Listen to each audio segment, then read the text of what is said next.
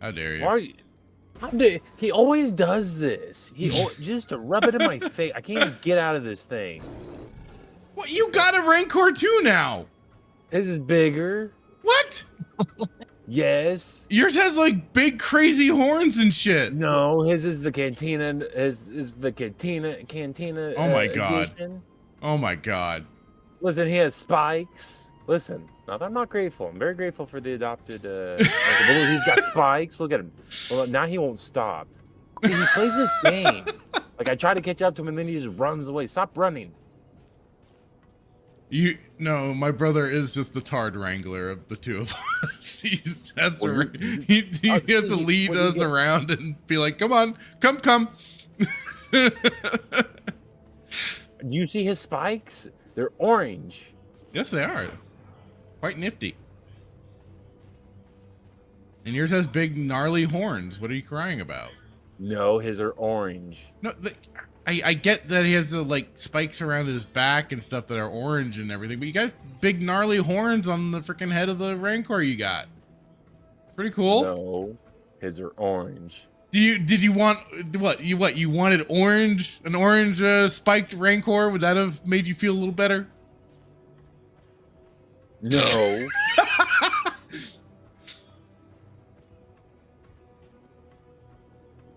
Where are we going? I'm hungry. There's stuff at a gas station. Own your truth.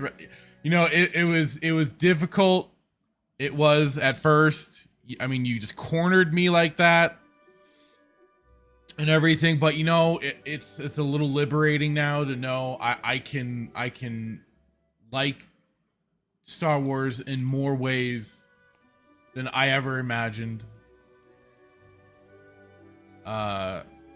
Dave Filoni is the savior of Star Wars.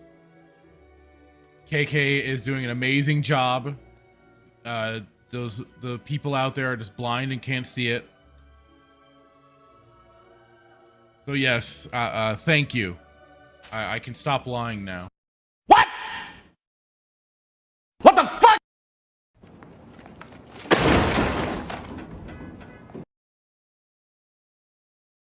Hello and good evening, everyone. Welcome to another episode of Saturday Night Sith. I am your host, the Fractured Filter, and with me here tonight, as always, is my friend, my compatriot, and all this nutty weirdest of the world, Jay Hitman. How are you tonight, sir? Hypocrisy. I'm just gonna keep saying that every show. Just keep saying it. Oh, so excited. So pumped to be here to watch yet another episode of Stargate SG-1, which is probably going to go down as the greatest show, if not one of the greatest shows of all time. Notice I said Stargate, not Next Generation or Voyager. Always pointing out Voyager specifically. I find it funny. It's trash. Absolute trash. I mean, I can't. I haven't watched it. I can't. You're not missing anything. I've just heard. I had to watch. You know, I remember growing up, I'd always watch Hercules, and then Xena would come on. I think Xena was before Hercules, but I was always watch Hercules. But I remember, I think Voyager would come on. It was just trash. Okay. I'm like, where's he going with this? It's just trash. The Stargate's so good, man. So good. So excited for tonight. This episode in particular is a little out there. Wasn't probably necessarily my favorite. I think I was telling you before the show, let's just skip to Nox, because these next two episodes are just like definitely ones that like we could just do without. I don't necessarily think it gives really any context to. Well, not context. I don't think it does anything to really like move the show along. They're good. Don't get me wrong, but I will say this. You know, the thing about Stargate is, even though they have a filler episode, for lack of a better term, we'll just use the term filler. Yeah. They still mention it in future episodes. Right. unlike Star Wars. So like Yeah. like Cold Lazarus, they mentioned the whatever you call it, the diamond or whatnot in a future episode, but still excited to watch it nonetheless. Well, I'll and watch on board. this is the thing. This is the thing. So we're on episode 98, right? I figured for part of the 100th episode that we do, we could we'll probably be doing a good bit, and then I was thinking we do like a double episode thing. We'll watch 2 episodes that night. Let's go. So let's see if we stay on course. And this actually might dang, I almost thought it might work out a little differently, but yeah, we do First Commandment tonight, and then of course next week, episode 99, that'll be Cold Lazarus. And then then we'll have the Nox, and then Brief Candle, which I'm not super familiar with at the moment. I'm going to skip through. Oh, that's the age episode where O'Neill he eats the fruitcake. He eats the fruitcake, he eats the horny cake, and then stays there, goes to sleep, and does that whole shtick, and he gets all aged up and everything until they discover how to correct it. Was a bad episode. We see how just grumpy he really gets. Yeah, I was like, oh, that would be perfect, because for some reason my brain skipped episodes. I was like, oh, Torment of Tantalus, that'd be perfect for the two to run into each other. Nox and that. But then I'm like, oh wait, no, there's 2 episodes in between, because there's Brief Candle, which is the one I just mentioned, and Thor's Hammer, which is another good one. Yeah, that's really good. Almost debating maybe we just skip the stupid cake, but I think the cake one does eventually come back, like the nanite stuff. Yeah. Well, I've not come some point. So I'm like, dang it. What season? Because I haven't seen. I don't know specifically, but I want to say the stuff that they discover on that planet comes back. So you're thinking we'll do obviously First Commandment tonight. Yeah, we'll do First Commandment tonight, and Cold Lazarus next, and then because maybe we just skip Brief Candle and we'll do Nox and we'll do Thor's Hammer for our 100th episode. Is what I'm thinking. Yeah, I mean Brief Candle. I don't know. I don't know if the nanites come back. Like it was as a. Well, okay, so the Brief Candle is kind of a pocket episode, right? Yeah.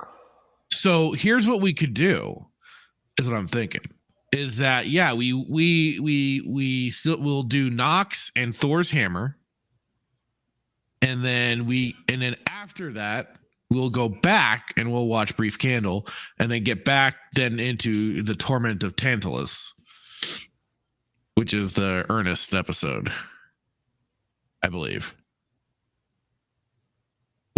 How does that sound? Does that are you kind of scratching the beard, wondering if that works for you, brother? What is the?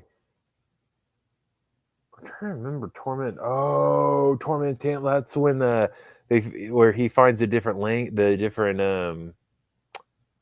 where they find the whole Ernest, the guy that was from Ernest, and the whole meeting place of different alien races and stuff. I do remember that. Yeah, let me get back to I gotta get back to that season. I think every episode other than just Cold Lazarus and Brief Candle are just, I mean, they continue to and they're good. I don't know. Cold Lazarus is just it's just really cold. It's just a cold episode. I don't know. But the Nox is really good. So Nox and Thor's Hammer are probably my favorite. Well, yeah, they're good. Favorite. They're good episodes. Favorite obviously was probably episode 1. But yeah, I'm thinking you think skipping Brief Candle because I still remember it. Well, I mean, like I it's said, the we can nanites. kind of skip it because, like I said, it's a pocket episode where it doesn't feel like it would interfere, with the continuity of going back to it. So, like I said, we can watch Nox, Thor's hammer for our 100th episode if I've got things worked out proper, and then we can, after doing that, we can swing back around, continue that, and then jump back into the proper rotation. Yeah, we can do that. That works for you? Mm-hmm. Okay, cool. Okay. So there we go. We've got the plan. 100th episode. We will watch the Nox and we'll watch Thor's hammer for that. We'll do a double episode that night. So we'll be running probably a little bit longer than usual. But hey, I'm down. I'm down to watch multiple episodes of Stargate. I'm down. I like it. Not two great episodes. Okay, so let me get to the chat really quick. We had Static, who was first in line, saying late in K. These things happen. We are not all perfect. We all can't be on time, okay? But he says he'll be driving and lurking. Probably won't make it tonight. Aw, shucks. Oh well. Static may not make it tonight. Okay. Well, he says probably won't make it tonight. So, oh well. Yeah. Then he had to add in the super Leighton. Yay. Star Wars Marvel purist saying hail all. Hail to you, sir. Hope you're doing well tonight. Hail to you, Nerdy Neo. How's it going? And yes, he's asking what episode is next. SG-9 thinking they're gods. Yeah, they go a little batty. But it's a good time. It's a fun. It's not the best, but it's fun enough. But yeah. But we'll do our usual here. We got some topics. Although I don't know if Sheefster's going to join us or not. Sheefster, are you going to join us tonight? Okay, he's a maybe. The turkey. All right. He's complaining about eating too much food. All right. So, God, where do we start tonight? There's so much stupid stuff. Are you still there, Hitman? Yeah, I'm here. Oh, okay, you're just pretty quiet. Well, hello, Dan Blackroyd. How's it going? Saying we might get some Hammond Bush today. Ooh, I don't know if we want that. Don't know if we want that. Let me just kind of go into where. Okay, let's start with this because this is easy enough. So, despite everything going on with Disney and whatnot, Lucasfilm, but I mean, hey, this is coming from another company, but they are not slowing some things down. So apparently, according to this exclusive, over on Insider Gaming, I forgot who shared this out. But exclusive Respawn is developing a first-person Star Wars Mandalorian game. Trash. Yeah. I mean, basically, it's kind of off the bat as Insider Gaming sources have revealed that Respawn Entertainment is developing a first-person Star Wars Mandalorian game that is in its early stages of development. So probably they're still throwing ideas at the dartboard, and whatever falls together. According to sources, okay, so they say exclusive, and then they say according to sources. I know I looked over this, but I was like, I still feel a little bamboozled here. The game will see the player take control of a Mandalorian bounty hunter, unclear who, again, I guess like it is in the early stages of development, set during the time when the Galactic Empire is dominating across the galaxy. It's your job as a bounty hunter to capture bounties, dead or alive, for cash rewards. As first reported, Venture Beats Jeff Grubb, the game was being led by Respawn creative director Mohammed Alavi, who left the studio to pursue his next adventure. Oh, so it's already in development hell? Oh, well, marvelous. According to Grubb, who didn't disclose it was a Star Wars game at the time, but has recently, the game will be focused on mobility and style as guiding principles. So I guess update sources have since revealed that Alavi was not directing this game and instead was directing a canceled Apex Legends game, which was first reported by Bloomberg. The game's high mobility has been made possible storytelling wise thanks to Mandalorian's jetpack. Yeah, because shock and awe, Mandalorians have those things. Which allows the player, which they seem to forget occasionally, or not occasionally, but they seem to forget quite often that he has that in the show, which allows the player to perform horizontal dashing, vertical jumping, boost sliding, somewhat similar to sliding down hills in Apex Legends, and more. Sources describing the game as very fast-paced and as such will reward players who play in this style. For example, the player's health will mainly regenerate based on successive kills. As to be expected, playing as a Mandalorian bounty hunter gives the player a wide variety of weapons and gadgets, including a wrist rocket, grapple hook, visor for tagging enemies and bounties, and more. It's understood that the game will not be an open world and have linear levels taking place on a variety of different planets in the Star Wars universe. While it's unclear when the game will be released, it was said we're still a year or two away at the very least. It's currently unclear if the game will have multiplayer experience or not. But I mean, they said too, this early stages of development, yet they're a year or two off. That's not a good sign. Usually most games nowadays take about 5 years or so or most. Is this gonna be just like a cash-in game?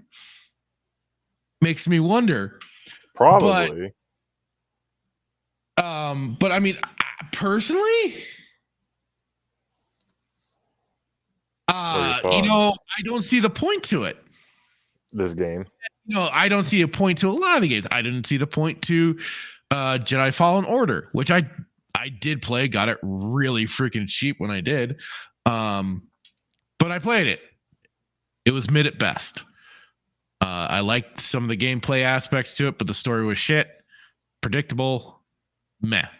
But the main gameplay, of course, that where it dropped the ball was, of course, the lightsaber combat. They made it all Dark Souls, roll around and hack and slash instead of like Jedi Outcast, Jedi Academy, where you cut a bitch with that lightsaber, they go down.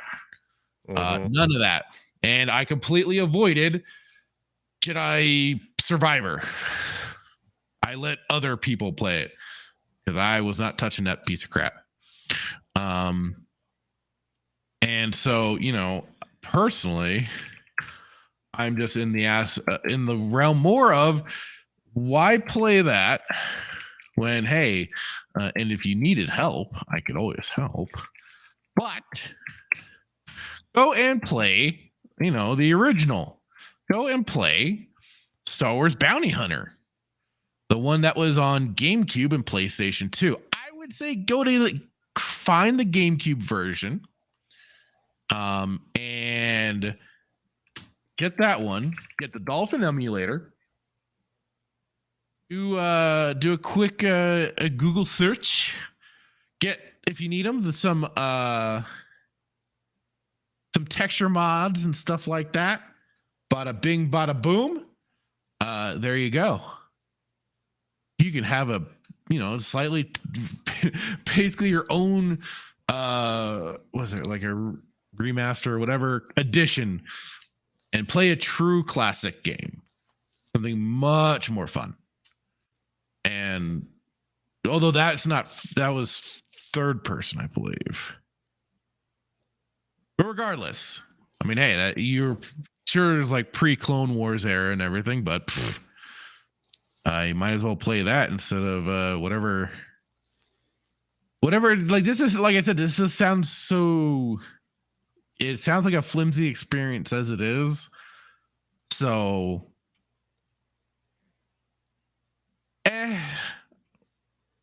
guess, and again, but the other problem is with this is that it is so flimsy with its own. It's just so light on information that it's hard to know what the hell is going to be taking place with this game concretely.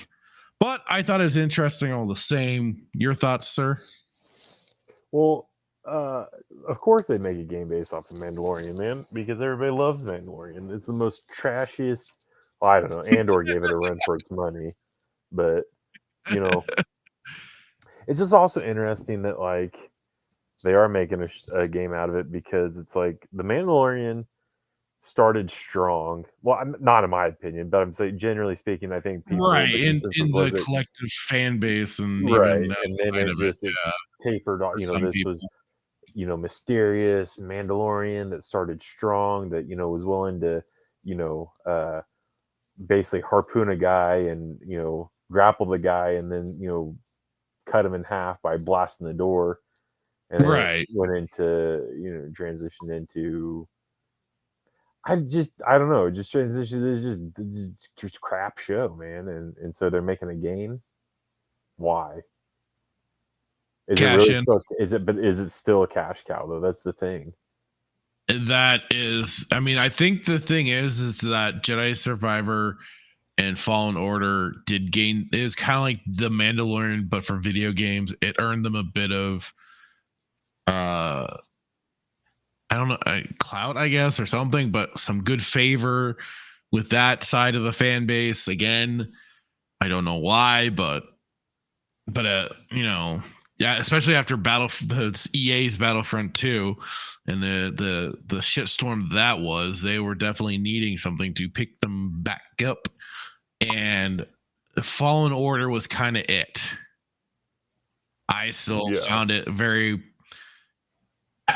I'll still bitch and moan about it. It didn't have proper lightsaber combat, so that was where I immediately lost points. And just the story, and just the story is very meh. And I tried replaying it just to kind of get through it, and even just to try out the mods. So the question about this game would be: does it follow the story of the Mandalorian? Well, they don't. It's an unknown Mandalorian apparently, so. So it's not Dim Jughead. It's not Dim Jughead. No. Then why make it? Because then to me, it's like, well, like why? It's trying to cash in on the slight popularity of Mandalorian. It's the Mandalorian. How about you make a game about, I don't know, maybe the Bounty Hunter Wars? That's a novel idea. Why don't you make a game kind of like Shadows of the? Well, don't remake Shadows of the Empire, but why don't you like? See, this is they can't. I don't know. You can't make a game based off Dim Jughead, apparently, because you're still writing the show. But it's like, I guess it will be. Is it in Filoni's universe, or is it just? That's the thing. Honestly, I don't even know at this point, because it doesn't seem like there's any communication between the games and in the main Lucas end side. They just seem to be. That begs the question: is Lucasfilm, is that a separate universe than the games? Like, is Jedi? They're not supposed to be. That's the Sith, but we've gotten. I mean, well, they're very much connected, because there was the Bad Batch had an episode that was very Jedi Survivor-esque or Fallen Order. It was very It was very akin to that, but. I mean, even this Ahsoka episode felt kind of the first, was it the first episode or something like that when she's going grave robbing? Yeah, felt kind of similar to that too. But no, we haven't gotten Cal Kestis in anything, or even mentioned that, as far as I'm aware. That's interesting. So I don't know what the sales were for Jedi Outcast. Or, I'm sorry, not Jedi Outcast. Jedi Survivor. I don't know what the sales were. No, neither do I.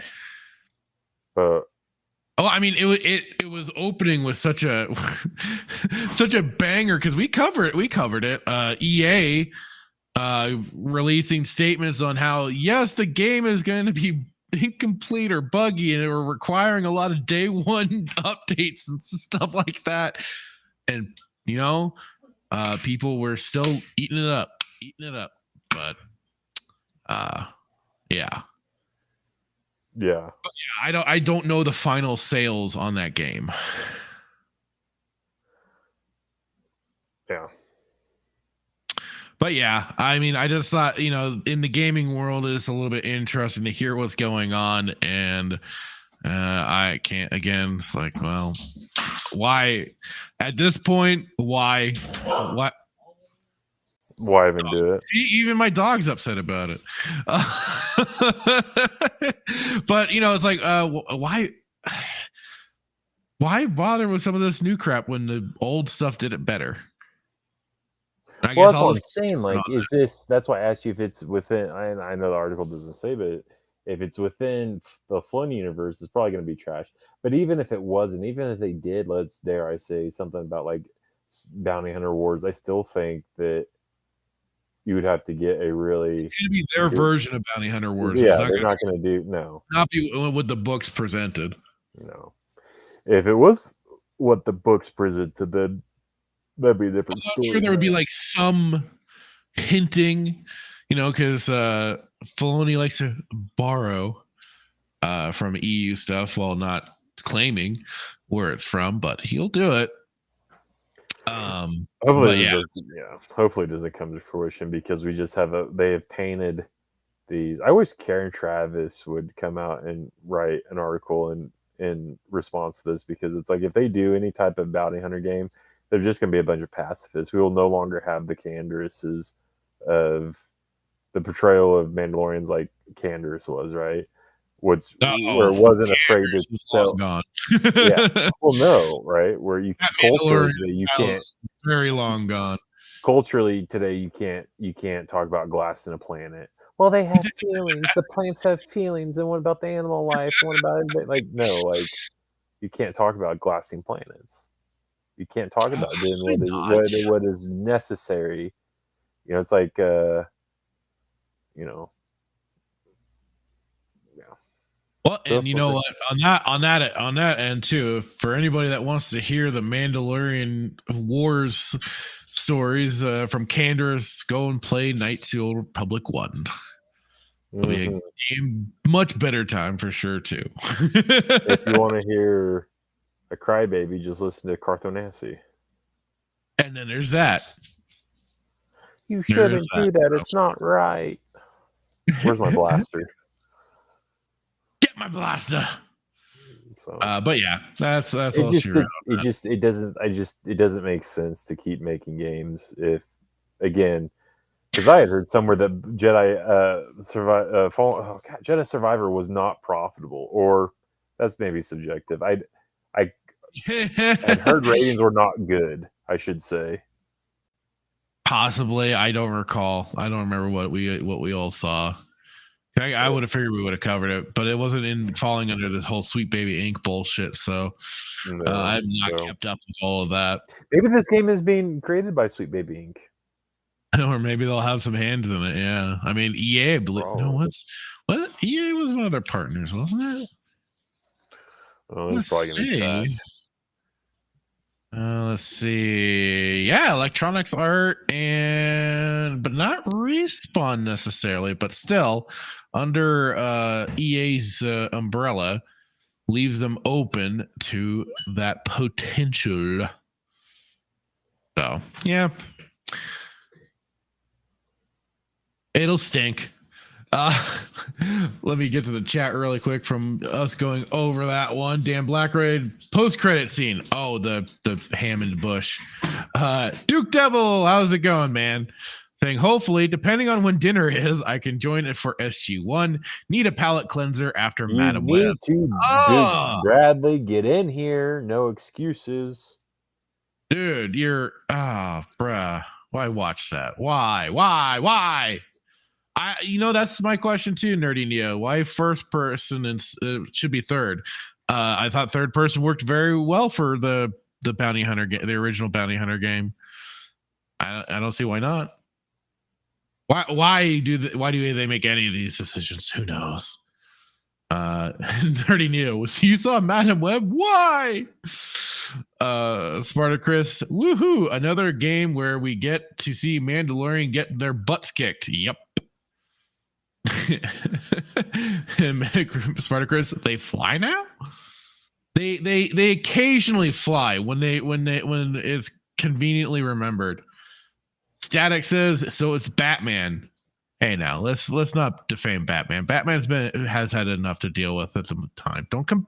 Stop bringing him into the Mandalorian conversation. Fook Norris, hello, saying good day, good people. Good day to you, sir. Hope you're doing well. Red Hoodwinked, hello. There we go. Batman with a jetpack, lol. Spartacus says takes 5 years to make and look worse. Worse than last gen games. Isn't that just the damn shame of it?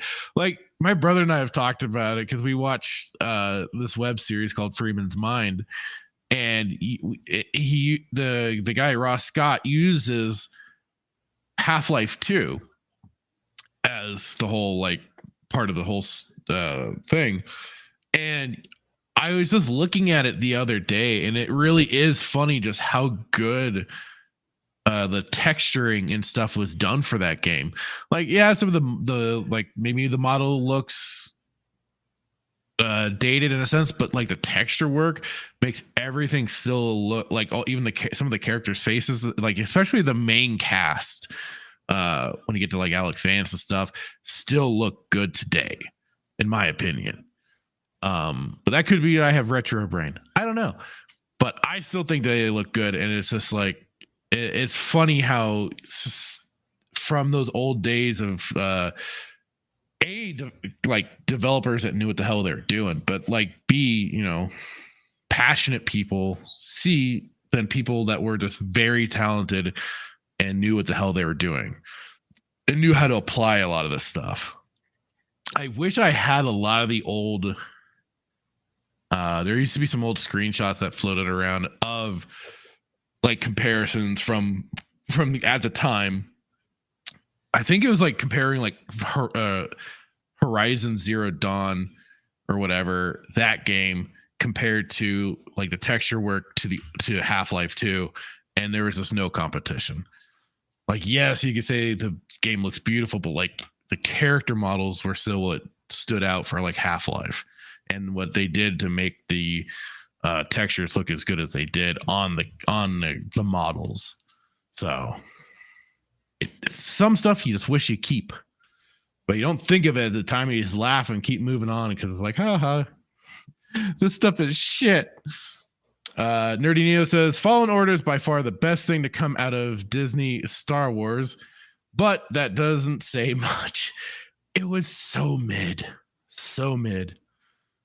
Like I said, the whole Metroidvania-esque style to it was what I did like, but again, took a lot of points off because of lightsaber being basically a glow in the dark Nerf bat. That's all it was. Bart is agreeing. Nerdy Neo says, although I haven't played Jedi Survivor, neither have I.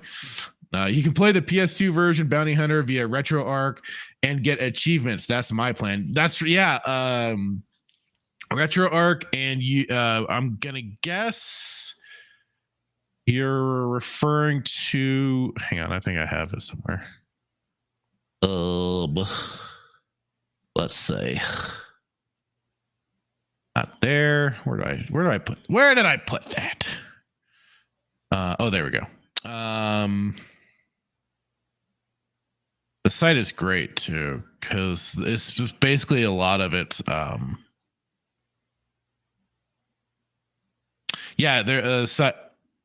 hang on, let me make sure retroachievements.org, where this is basically a lot of community-based achievements that were made by other gamers and stuff, and they were able to implement it into like RetroArch and other emulators to play some of those old classic games, and then you can earn that stuff. Spartacus says Survivor is better minus the stuff with the High Republic. Ugh. Well, it was inevitable. And Black Ray says, I play Pong with the Forrest Gump mod turned on. So you're a pro player. I got you. Dan Black Ray also says, is it a coincidence Filoni now has more creative power? No coincidence at all. Red Hoodwink says, Hitman, you know Disney won't allow EU type games unless Filoni can change it to whatever he wants.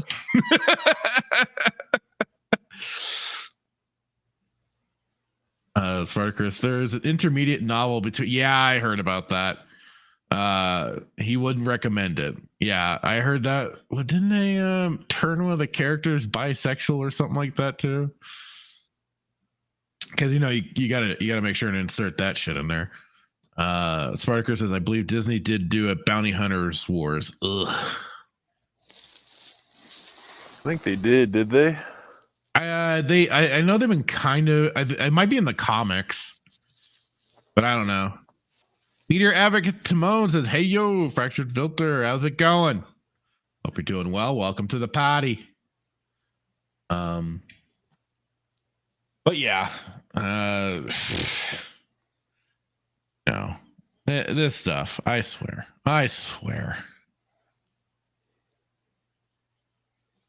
Now. Have you been catching any of the recent trailers that have been dropping? Movie trailers, that is. Not since Aquaman. Wait, Aquaman 1 or 2? 2. Okay, it still is like, well, I guess if you want to kind of pick a poison at the moment, we'll go over a trailer. Which would you want to see the trailer of? Deadpool and Wolverine, or the new second trailer for Godzilla Kong: The New Empire? Oh dear, that's like asking if I want to eat Taco Bell or Chipotle. Or I could grab the X-Men 97 trailer if you really want to check that out. As they resurrect the corpse of that cartoon. How do you choose? I X-Men 97. Okay. I hate Kong and Godzilla. I think they're just terrible. So I don't want to see that. I did not quite see that coming, but okay. I mean, what do you think? I am, I've seen them, but since I figured you hadn't, why not have you picked the poison for us? X-Men 97. Okay, X-Men 97 it is. Let's get to this really quick. Spartacus saying, made Marin Pan. Oh, that's right. Had Cal cucked, and all of that vanished by time of the game. Only thing that matters is showing how the 4-armed characters lost one arm. Oh, yay. And Duke Devil, so many trailers. It's like Sophie's Choice. All right, here it is. The X-Men 97 trailer. Not pumped. Don't go.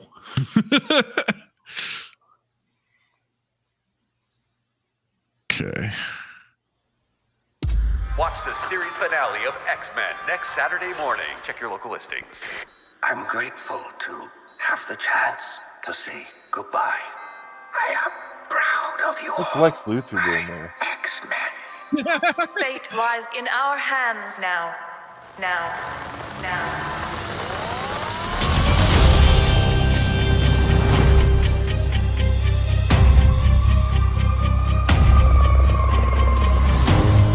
We have to stay vigilant. The professor entrusted us with his dream. No matter how dark it is, We must believe in each other.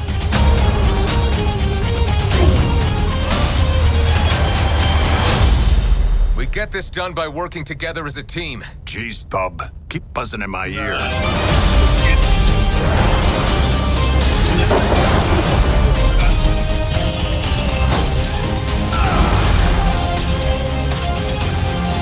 Heads up!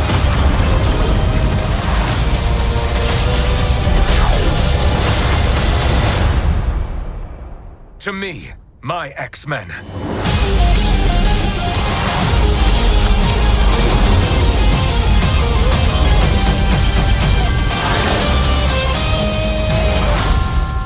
Magneto. The last will and testament of Charles Xavier. Everything he built now belongs to me. Is Michael Fassbender playing one of these voices? No. You sure? I don't even know what is going on with this casting. Who? And I they don't killed off Xavier, so they're doing the exact same thing Suicide Squad did. So no. So basically, you remember this cartoon from the 90s, right? Yeah. Yeah. So as I understand it, this is taking up after at the end of season 5 for the series, and I guess Xavier was dying or something like that. It's been a long time since I've gone through the full cartoon, but. Put Godzilla on. You chose this poison. That's terrible. What's Lex Luthor doing in that? You can't cross. DC can't cross over into Marvel. That was Professor X. He looked like Lex Xavier. Luthor. That was Luthor. Just because they're bald doesn't mean they're the same person. Yes. No. Yes. No. I'm hungry. Yes, that's literally Lex Luthor from DC. What do you mean? It's literally Lex Luthor that looks exactly like Lex Luthor from DC, the animated DC show. And with time travel, they're probably the same person from different universes. You are a spastic. So Tell apparently, if I'm seeing, this is the same that. Oh my god! I mean, I know time has gone by since then, but apparently that's the same voice actor for Logan as the original. That's apparently the original voice actor, but that just sounded so different and just so ugh. And like to me, like they're trying to ape an old style of animation that does not work today, for the mere fact of just how digital everything is. Because to me, I can't. It comes off all looking. A lot of it comes off looking too shiny for me, and a little too clean. And that's been a lot of my problem too with like Japanese anime and stuff. It just comes off. It's so digital. You don't see like even like the kind of pencil grain and stuff like that in animation styles anymore. I'm just not too fond of the overly clean look, I guess.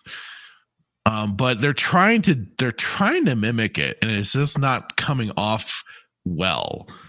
And even the animation styles back then were, yes, they were kind of janky, as best as I can put it in the original cartoon. But they're better though. But it's even with the fact that they reused scenes and stuff like that to kind of help with the budget, it still comes off looking much better and much more. The detail is there versus this, where it's like they don't have the same shadowing or anything like that.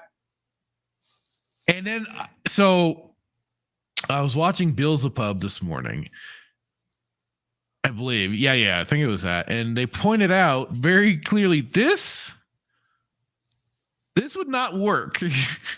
And I didn't quite realize it until they pointed it up, because he's charging him, and basically the adamantium claws that he has are attached to his whole skeletal system, he would have basically exploded Wolverine.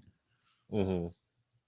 Because I would have charged all the way through him and basically blew him up, making this like an impossible maneuver. So I'm just like, okay, doesn't surprise me. But like, again, like, and then what was funny too, and it's been kind of the fun we've been having on Twitter, because yeah, it's been people have been digging through the anime, the different scenes and stuff like that, and naturally they caught quite a bit. Let me see if I can find my own post. Where is it? Showing off the couple of differences, especially for the one character, Rogue. Oh, yeah, there we are. Oh, dang it. Yeah. Here we go.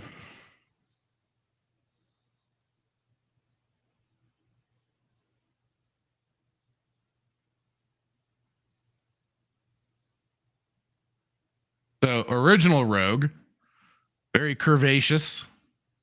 And then new Rogue, very flat. Very flat. Did not quite keep that.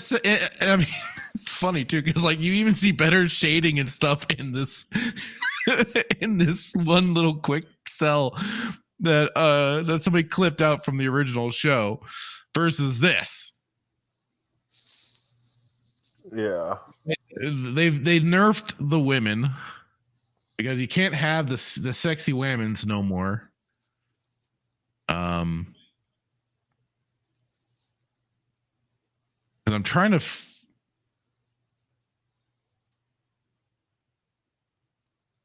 But yeah, it's just funny what. Like I said, it just, and I mean, even pulling off of the. Hang on. So this has just been playing over here.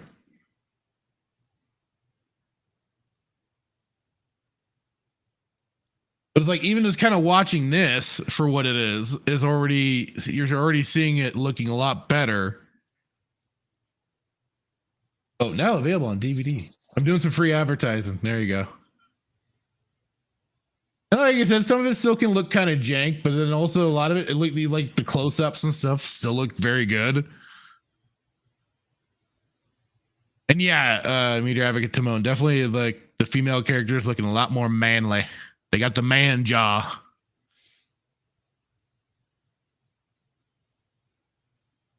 I mean, even this could probably be even touched up a bit. They, for DVD releases and stuff, they might have changed it up a bit, but yeah.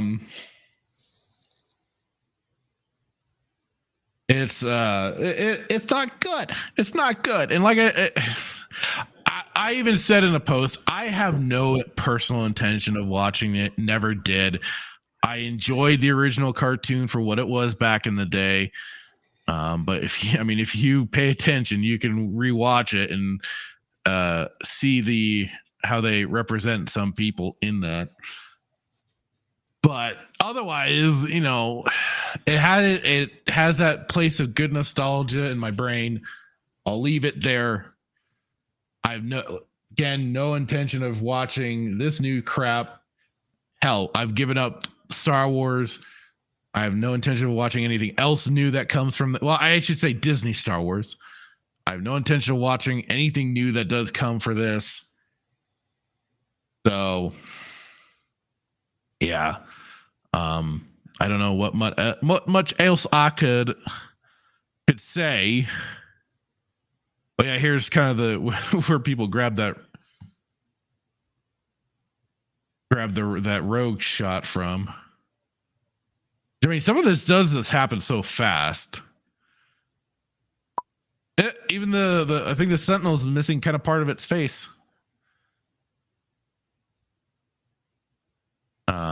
But yeah, I don't know. Other than not on my watch list. Oh yeah, that's right. I did save that. Hang on. Thank you for reminding me, Spartacus. Hang on. Because yeah, people grabbed from a upcoming, what was this, Empire magazine or whatever.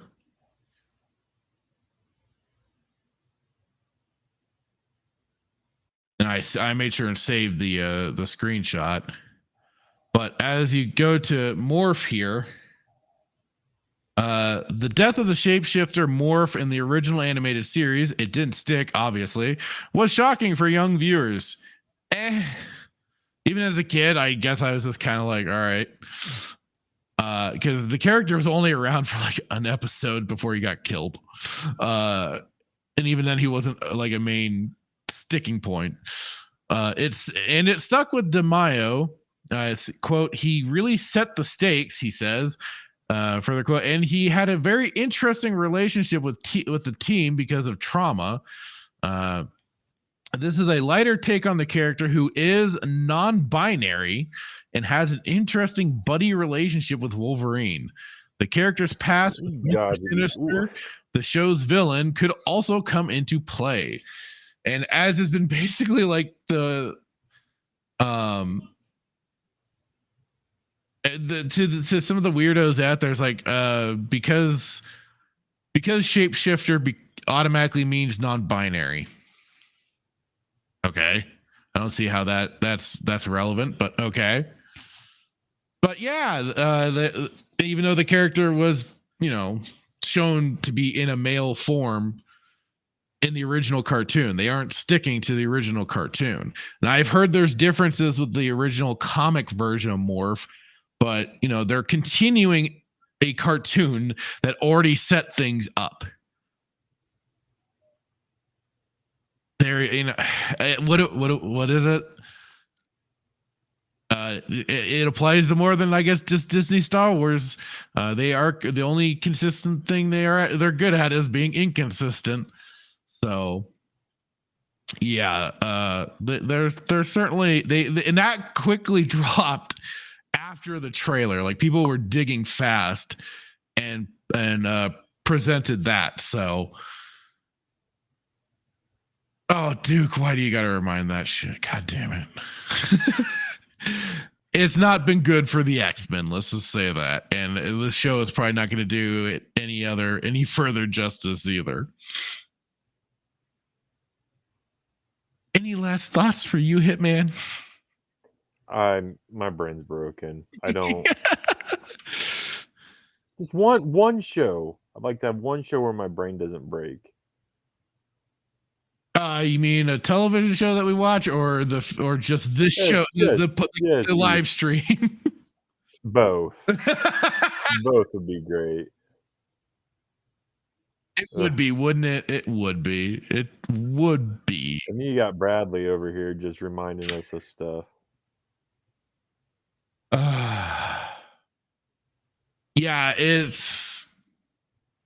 they just have to keep pushing. They have to keep pushing that envelope. And like I said it with my original post.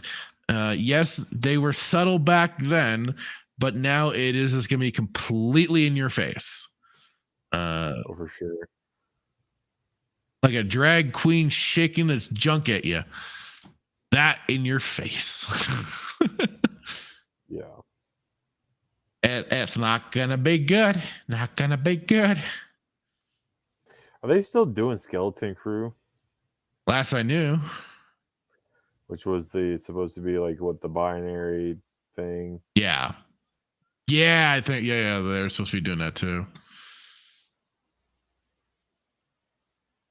All right. I used to think non-binary was like they were just talk robot. I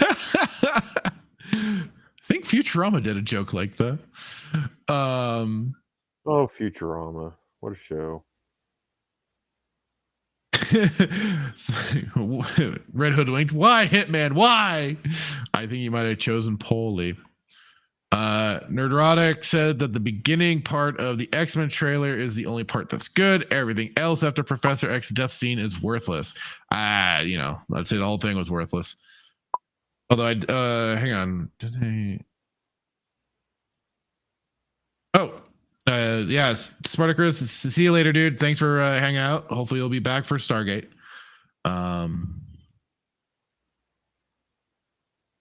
Apparently there was Shredder in the courtroom, according to media. Well, no, not according to. I saw that screenshot out there.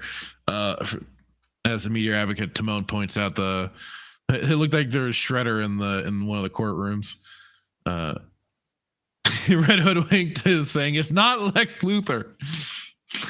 It's Lex Luthor. Media advocate Timon says the Brazilian voice for Wolverine died 2 years ago. It will suck 2 times over here. I'm sorry, dude. It always sucks when the original. Anybody in the chat that agrees with me that was Lex Luthor? One person. Spartacus says animation makes me think of the Kid Iron Man TV show from back in the 2000s. I did not watch that. That was after my time. I remember the old Iron Man cartoon. The old Iron Man cartoon was pretty cool. I am Iron Man. Media advocate Timon says the trace is too thick in comparison to the OG. Duke Devil says, but Wolverine's healing factor would heal him after exploding. Duh. Yeah, I know, but still, it still makes the whole thing like goddamn Gambit team kills because they're trying to do something important. Not the time, dude. You can team kill Wolverine later. Smartiger says, quote, you know what we need? Piggyback Wolverine with Gambit, and his claws will be glowing. Ooh. So goddamn stupid. I mean, what, like, officially, I think it was in the comics that they had the maneuver with Wolverine and Colossus, because Wolverine was a tiny Canadian, would pick him up and chuck him at people. That shit's hilarious. That made sense. And of course, Colossus was like 7 foot or some shit. Big old Russian dude. Red Hoodwink says, and the comments are praising that scene in the trailer too. The munted cunts. Spartacus says they nerfed a Rogue. Yeah, that's right. Duke Devil, Rogue's new mutant power, negate the male gaze. Yeah, Media Advocate Timon says Rogue's face too is more masculinized. Yeah, I think I had it there. It's the side shot of her, and you can see that stronger jaw. While in the original cartoon, it was much more narrow and everything, not outward and so manly.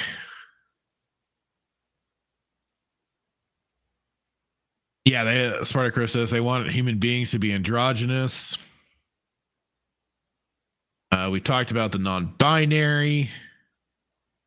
How could we forget that, says Duke Devil.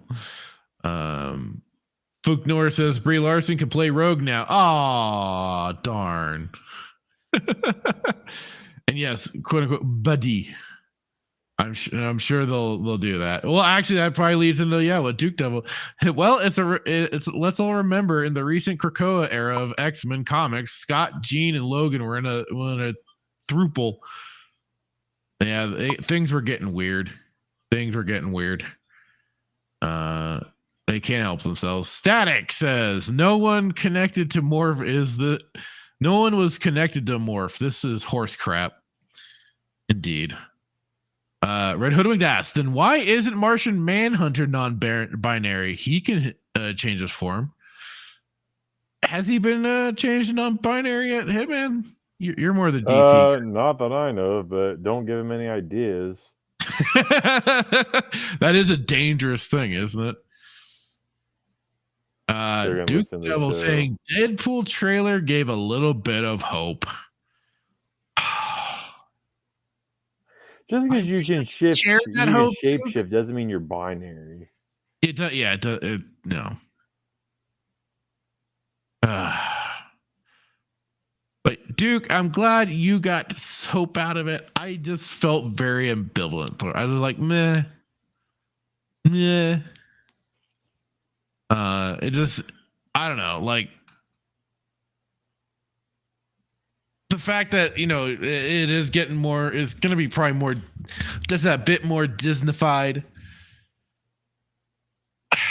Yeah, they took their little shot, but I mean, come on, it's controlled. That was very, very much the thing to help get people to go, oh, they're actually making fun of them. Nah, that's the lure. That's the lure, folks. That's how they sucker you in. Much like with the X-Men trailer, they had the theme song playing in the background to trigger those member berries and everything. But I'll be honest, like for me in Deadpool, I did not like the second movie very much. The first one I liked more. I'll have to maybe revisit them. But like I did not like the second movie in particular, especially when he's in the prison and you have what's supposed to be a young kid reaching inside his ass for things he stuffed up there to bring into the prison. I'm like, sorry. No. That did it for you, not him falling in love with the old woman? He never fell in love with the old woman. Yes, he did. No, and in fact, what kind of annoyed me too is that in the comics, Blind Al, he relentlessly tortures the shit out of. And they had none of that. All it was like goofy, weird, like, I guess, yeah, kind of weird pseudo-sexual shit going on. Like, they weren't a couple, but yeah, he was almost trying to hump the old lady. And they, of course, then they race swapped her too. Mm-hmm. And also, to me, they removed a much better reason for him going to do the whole program. And they have a deleted scene where he basically goes to a one of those kind of like faith healer types. I always remember because when I watched the was it Man to the Moon? Jim Carrey doing the whole biopic thing of Andy Kaufman and cancer. And he goes to one of those kind of healers and they act like they're digging in and pulling out the infected body part. But really all they're doing is kind of like a sleight of hand thing of like they already had it there and then they just like pour the blood over you. But then they just like reveal, oh, there we go. That happens in the deleted scene for Deadpool. And then Wade, when he catches on to this, sees him doing it to somebody else. When the doctor leaves, he stalks the guy and then kills him in his office. And I forgot because that was like he just kind of dropped this line and then leaves, and then that's when he has the card to call up these people to go into the whole like super soldier program that's where he then becomes Deadpool. And they changed all that up too to just be an experiment, and the Deadpool thing was like this weird part of this weird bounty hunters, assassins guild thing that he was a part of. It was weird. But the first movie wasn't bad, but there was still some stuff that I could have done without. Like I say, like they could have kept in that, they could have used that deleted scene instead in my book, kind of kept to the darker tone of the old Deadpool comics a bit. And yeah, so I personally don't have much hope for the third movie. I mean, yeah, Ryan Reynolds fits well with the more what I've adopted as the name too of meme pool, And that's especially what he became more in the comics and stuff like that. It was just more of this like kind of meme-y sort of character.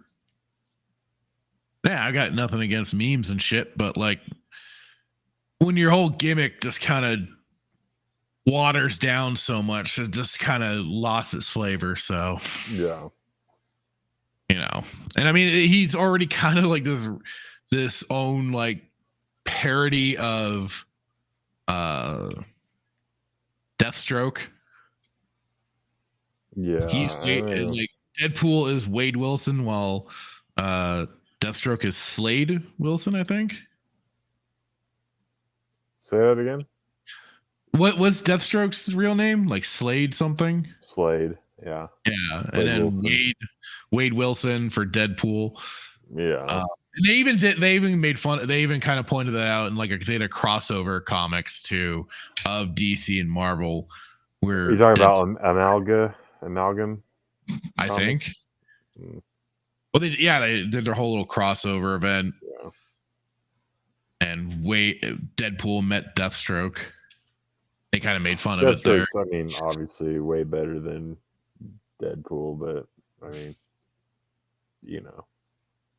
Absolutely. I will not argue. Did you want to check out the Deadpool 3 trailer? Speaking of, is it with? I mean, might as well. It can't be worse than Godzilla or X-Men '97. All right. Right? It can't be. It's okay. Well, this is the thing, is that they are involving something that apparently was destroyed in season 2 of Loki, but they're bringing it in for this movie. But they also claim that you don't have to watch any, or no, maybe that was the Madam Web crap, that you didn't have to watch anything to watch this movie. But yeah, here we go.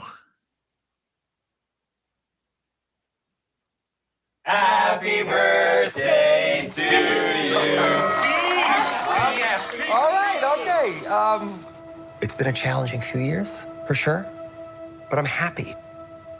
That is because of each and every one of you. Or something. I'm the luckiest man alive.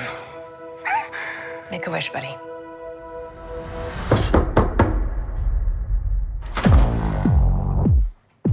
Wade Wilson? Who's asking? Whoa. Is that supposed to be scary? Pegging isn't new for me, friendo, but it is for Disney.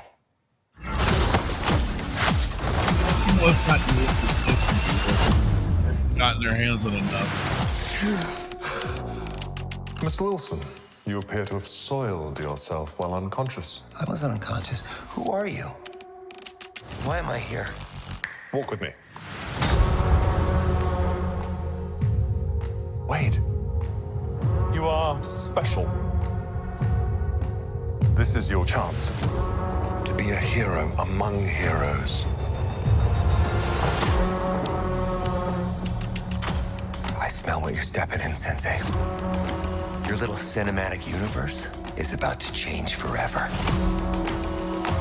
I'm the Messiah. I am Marvel Jesus.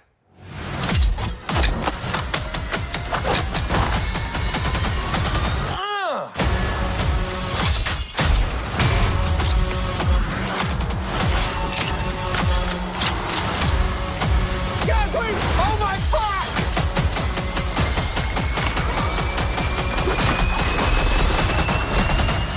God, I love this part.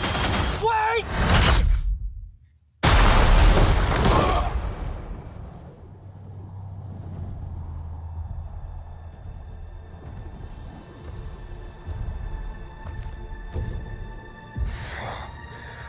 Don't just stand there, you ape. Give me a hand up.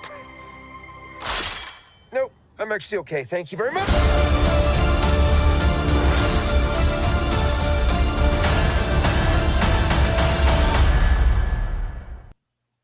I don't know about you, but I'm just kind of but then have you even watched the other 2 Deadpool movies?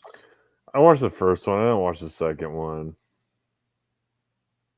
Like I said, the second one was definitely disappointing. especially since they were bringing Cable.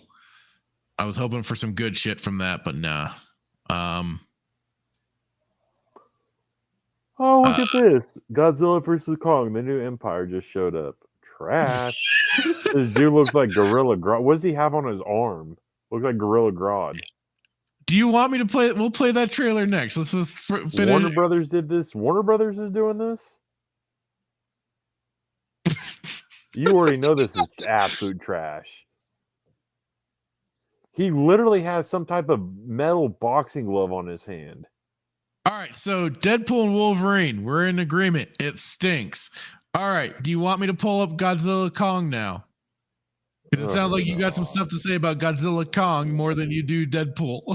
Look at this. What do you mean? Look, all right, what's he have on his hand? You brought this on us. Is that Mecha Godzilla's hand he's got on his thing? No, I think it's just a power gauntlet. Hang on. This is Infinity. Warner Brothers did this or Marvel? We'll have to occasionally pause this one because I was watching back of the full Aussie stream this morning, and they got their whole stream taken down while playing this. At least on. So for anybody, in case in case YouTube is dumb and retarded, because we know YouTube can be. The stream is going over on Rumble, so just in case, there's the link. In case we go down, in case we go down while watching this, there's the Rumble link. All right, so here we go with Godzilla Kong New Empire. Because Hitman is far more fascinated with this than he is with Deadpool. Oh. All right, here we go. Well, DX69973. I don't know. Maybe we got destroyed by the Fox. You can't destroy it. Well, apparently you can. But yeah, that's this shit show. And yeah, Timon pointed it out. Or was it Timon? Hang on.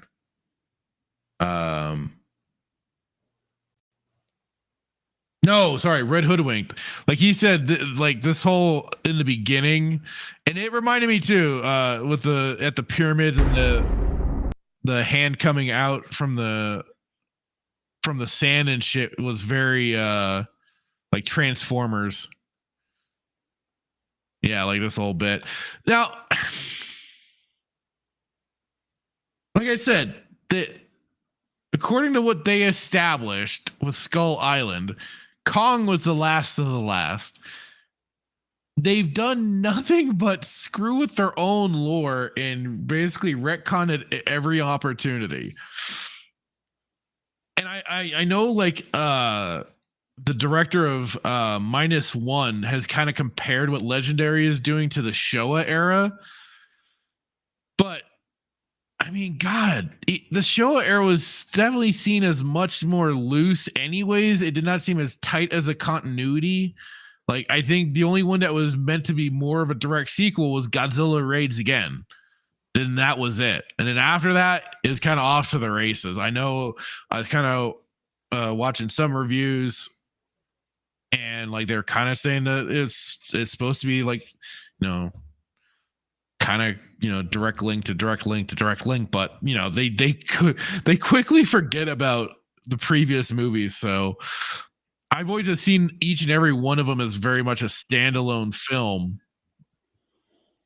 But with Legendary, the whole point has been, yes, we are, you know, making a direct continuity with each other. But Monarch, so they from King of the Monsters to Godzilla versus King Kong, they suddenly introduced this whole like weird, you had to go through special portals just to get to the quote unquote center of the earth, when in Godzilla versus Kong, they were already, or not, Godzilla King of the Monsters, it was just mere tunnels that he was traveling through to get through. And then in Monarch, with this whole middle center of the earth thing, suddenly there's a weird time dilation shit that goes on where you could stay down in there and it'll just seem like maybe a couple of days to a week or whatever.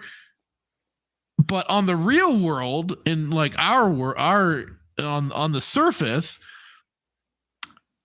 like it can 10 years, 20 years, or whatever it can pass by, and then you return to it, and they're like, oh no, you oh my god, yeah, you were gone for 2 years, or in Kurt Russell character's case, he was gone for like 30 years, 20 years, something like that. But it was so inconsistent with itself. And now they're still now they're suddenly brought a bunch of monkeys and it back for Kong. I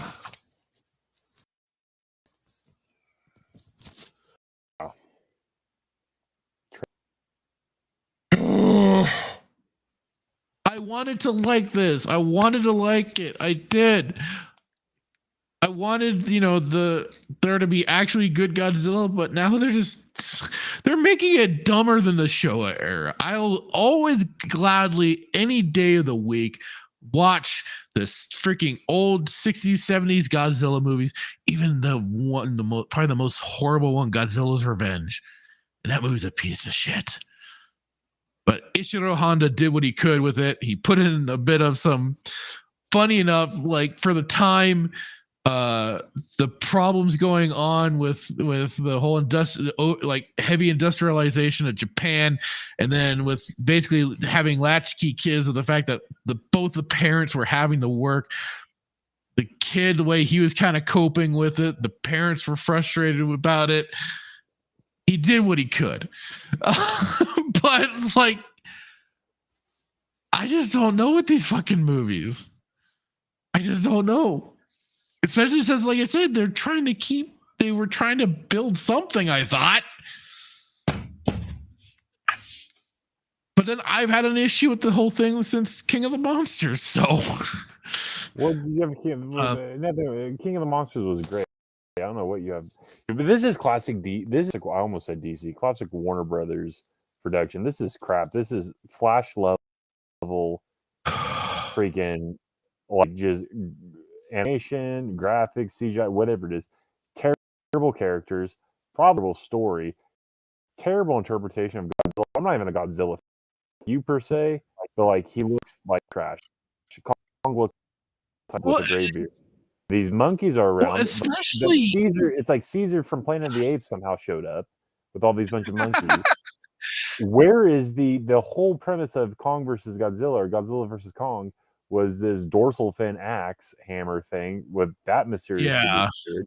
Don't know where it went. Probably not going to understand where it went in a trailer, but still, like, where is it? He's got this infinity gauntlet type thing for his arthritis because he's been punching he's been punching Godzilla for so long, apparently.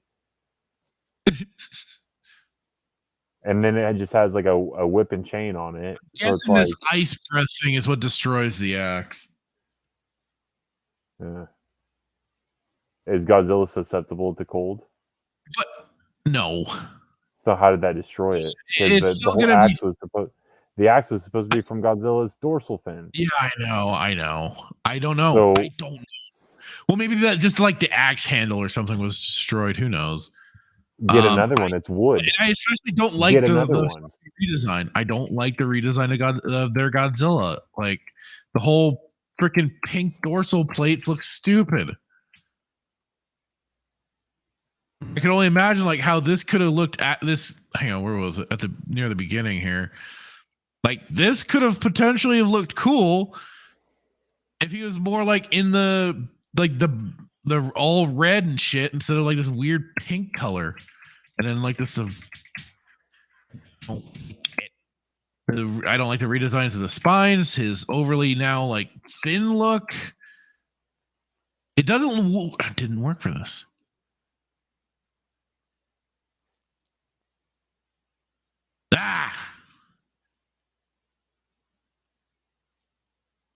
I'm guessing this is where our final fight's gonna take place. I'm guessing down in here is our ice monster. You can barely see it because I think that's our Red Kong thing right there. And I'm gonna guess this is either gonna be like part of the final battle or something, because I mean, I don't know. All I know is that I probably won't go see it.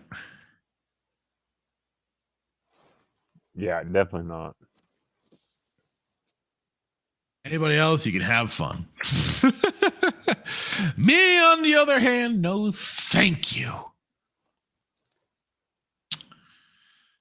All right. So yeah, like Red Hoodwink said, the hand coming up from that reminds me of the Transformers.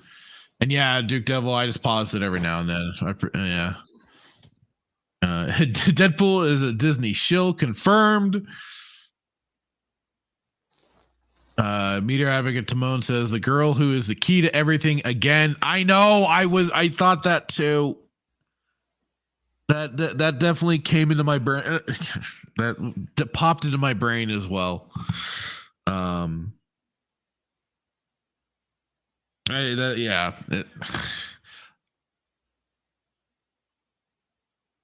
Duke Devil says, why does Godzilla have glowing blue veins? That's like part of that. That's part of his whole, like, what is it? Like kind of a electromagnetic pulse thing that he fires out. Although this looks a little different. And he did that originally in King of the Monsters, but that was when he's all like jacked up on the nuke juice and was all fiery and red looking. Original Heisei Godzilla could do that regularly. Red Hoodwink says, so he was blue at first and turns pink. Yes.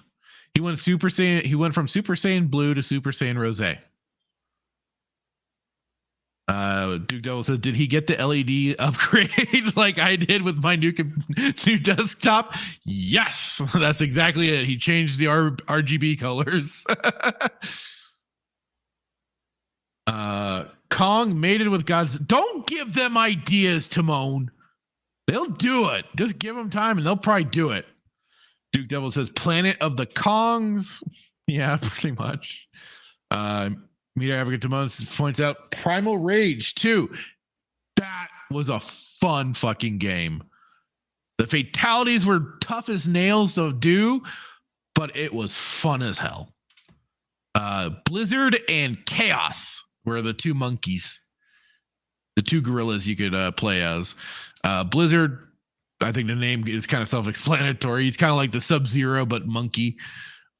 Chaos was a monkey that would puke, spit, and then piss on you for his fatality. It was funny stuff. And unfortunately, they never got to do Primal Rage 2.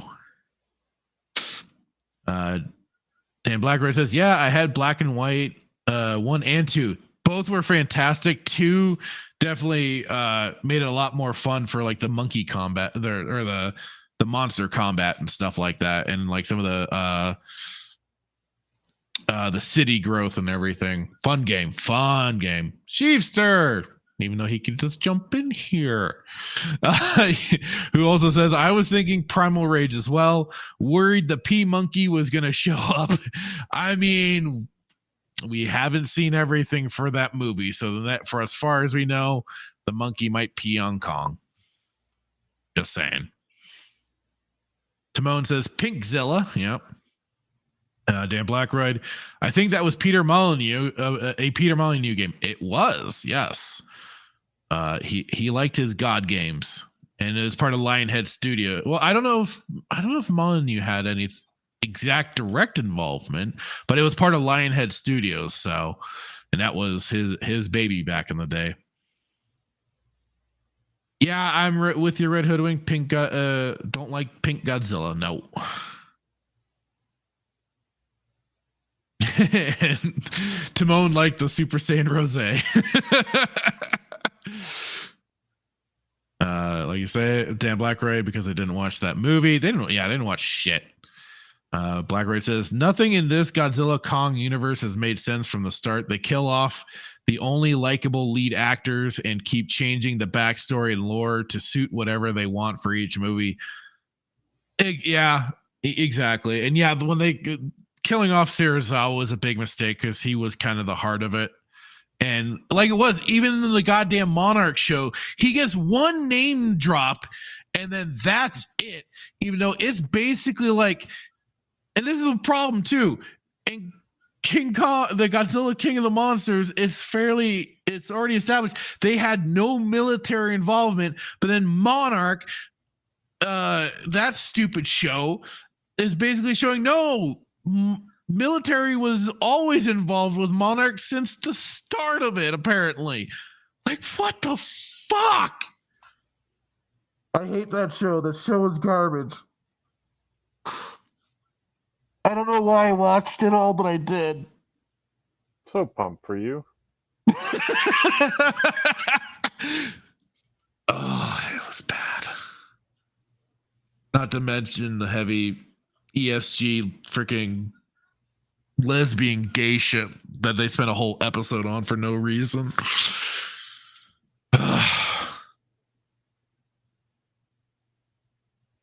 Timon says the Showa era was awesome. It was tops. I won't hear any other words about it. Love that era. Timon, ooh, hot take. Heisei era sucks. I certainly when I was a teenager, I liked it more because Godzilla was all like kind of more anti-hero-ish and was destroying more shit. But like as time has gone on, I've gotten older and I just like definitely the more fun and I mean I still love the original Godzilla movie. I love Godzilla 1985, 84. My absolute favorite right there, especially for the look and then the roar sound effect that they have for him in that movie. But yeah, Heisei, there's some good. Like I think, like especially for like Godzilla, the Godzilla vs. Mechagodzilla 2, the theme in that is really awesome, really heavy. I think Takube returned for that one, but yeah.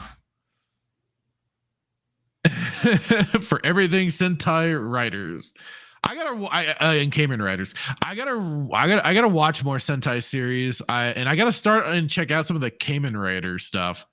I was watching an interesting video that was documenting the origin of how Kamen Rider came to be, and it sounded pretty interesting. So I'm gonna have to check it out one of these days. I did watch the Zayu Ranger Sentai series, which is basically, as we know it here in the West, as Power Rangers. That was the original show that they took it and repurposed it to make Power Rangers. I watched the Zayu Rangers. I thought that was great.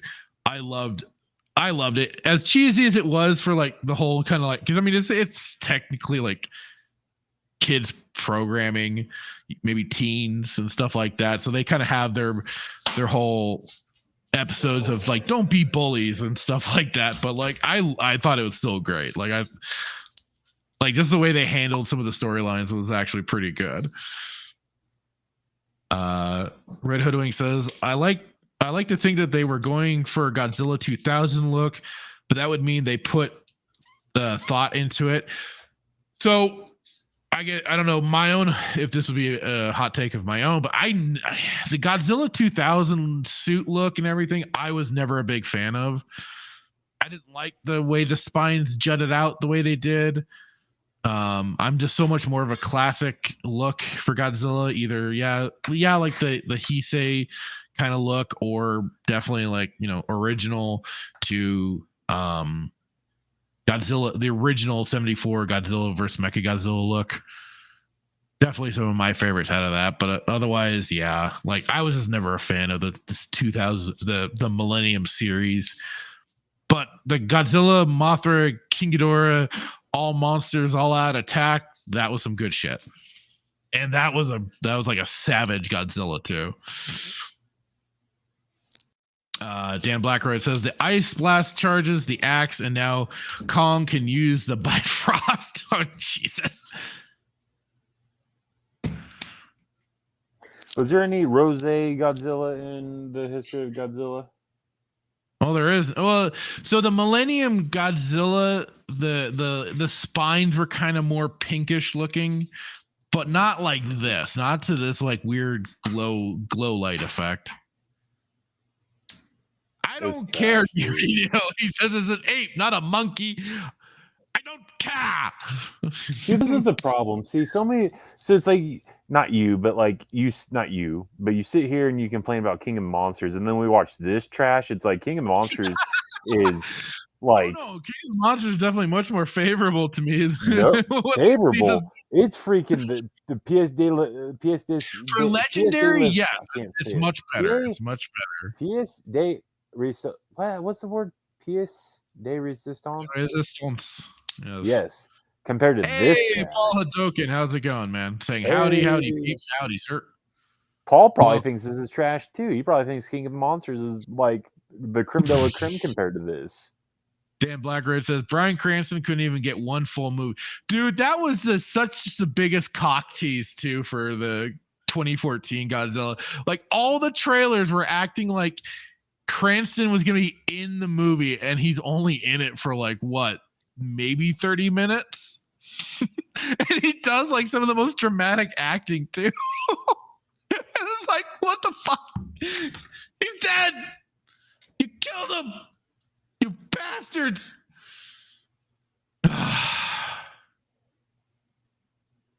Meteor Timon says, next movie, Kingzilla or God Kong. Oh, God. Watch them bring the Bifrost in. Or maybe the Bifrost is already here because of the monkeys. Yes. Red Hoodwink says, why did you torture yourself with that show, Fractured? I don't know. Are you talking about Monarch?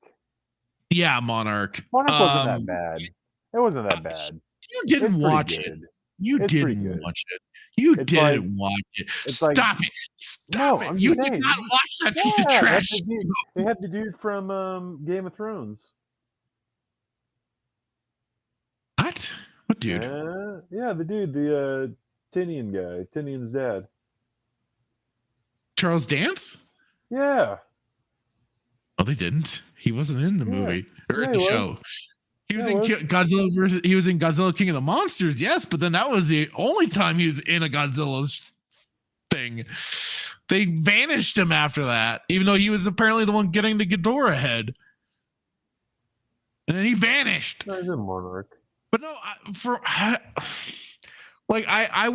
don't know if I was just trying to hold out like a weird, desperate hope.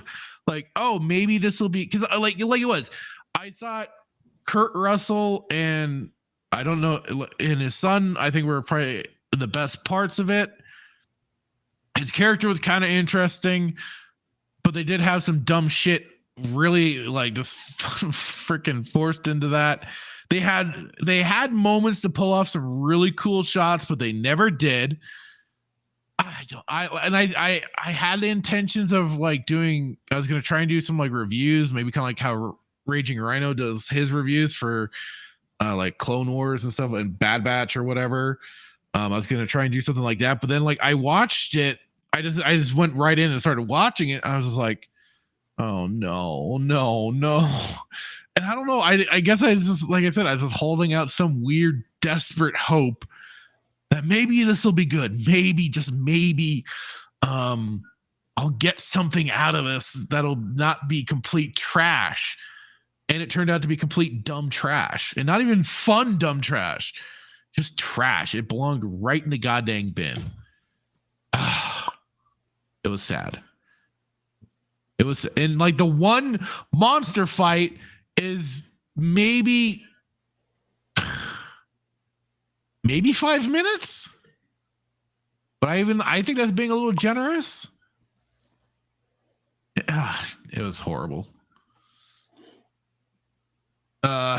Timon says, Fractured, have you watched Flashman and Changeman? They are my favorites. I have not, no. But they'll be on the list. They're on the list. Dan Blackbird said, if Godzilla squished that little kid, King of the Monsters would be amazing. You know what? You're right. You're absolutely right. Especially if you just like stepped on both her and her mom. Just whack. Yes, please. Static says hit the thumbs up button. Please do. Smash it. Smash it.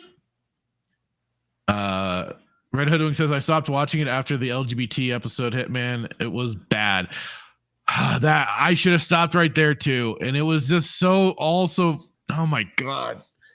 Bro, she cooks out her brother too with the weird God damn it. And they keep chastising him after he even saved their fucking lives. I'm like, what the fuck is going on? He got you all saved. You're still acting like twats to him. What the fuck is going on here? Oh, I'm honestly surprised they had him do it. Like, a man saved some women. God. If you could just see my face.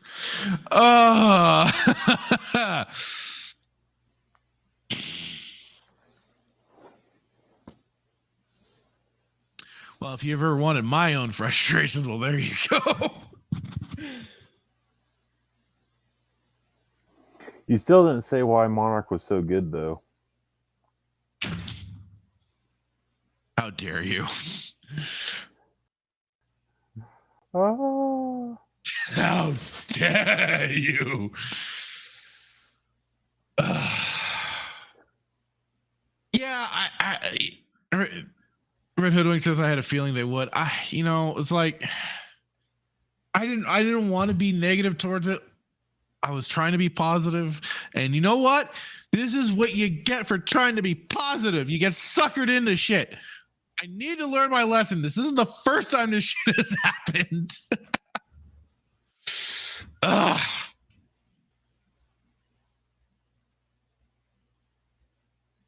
You know what? I just think it's funny. We went through 3 freaking trailers and they all sucked.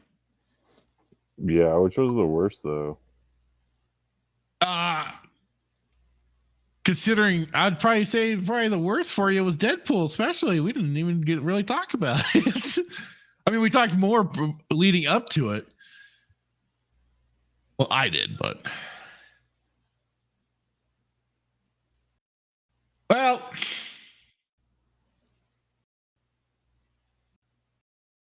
I guess here's one little. We could do this last. We'll do this last article, and then we'll get into Stargate. Does that sound good? Mm-hmm.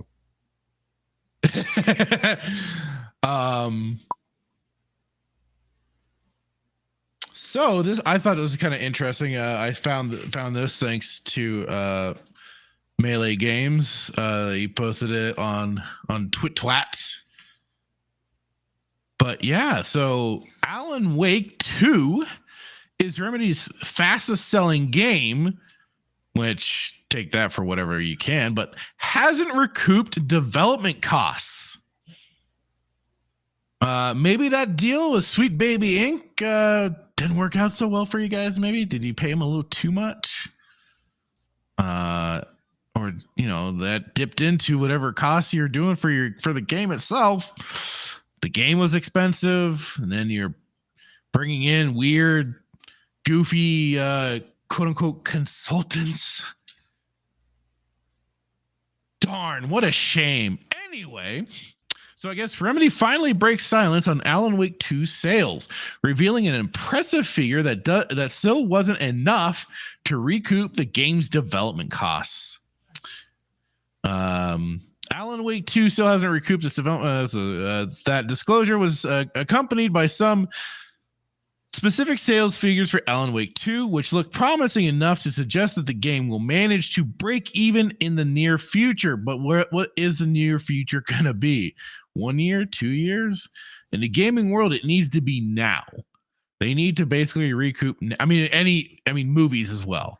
But I mean, especially for like trying to get like, I know for special bonuses sometimes for the developers and people on the team, when they get those immediate, kind of achievements, it works. But anyway, while Alan Wake 2 is nowadays a cult classic, its sales were modest enough that Remedy spent years searching for funding for its sequel. The project finally entered active production in August 2019. after the studio struck a publishing agreement with Epic Games that also included Alan Wake Remastered, released 2 years later. However, Alan Wake Remastered did not sell as well as Remedy hoped it would. The second game in the series appears to be doing much better by comparison, with Remedy just announcing that Alan Wake 2 had sold 1 million copies as of year-end 2023. But when did they pop the 1 mil? That's the question. Like, how soon after they released? And another 300,000 units over the following 2 months.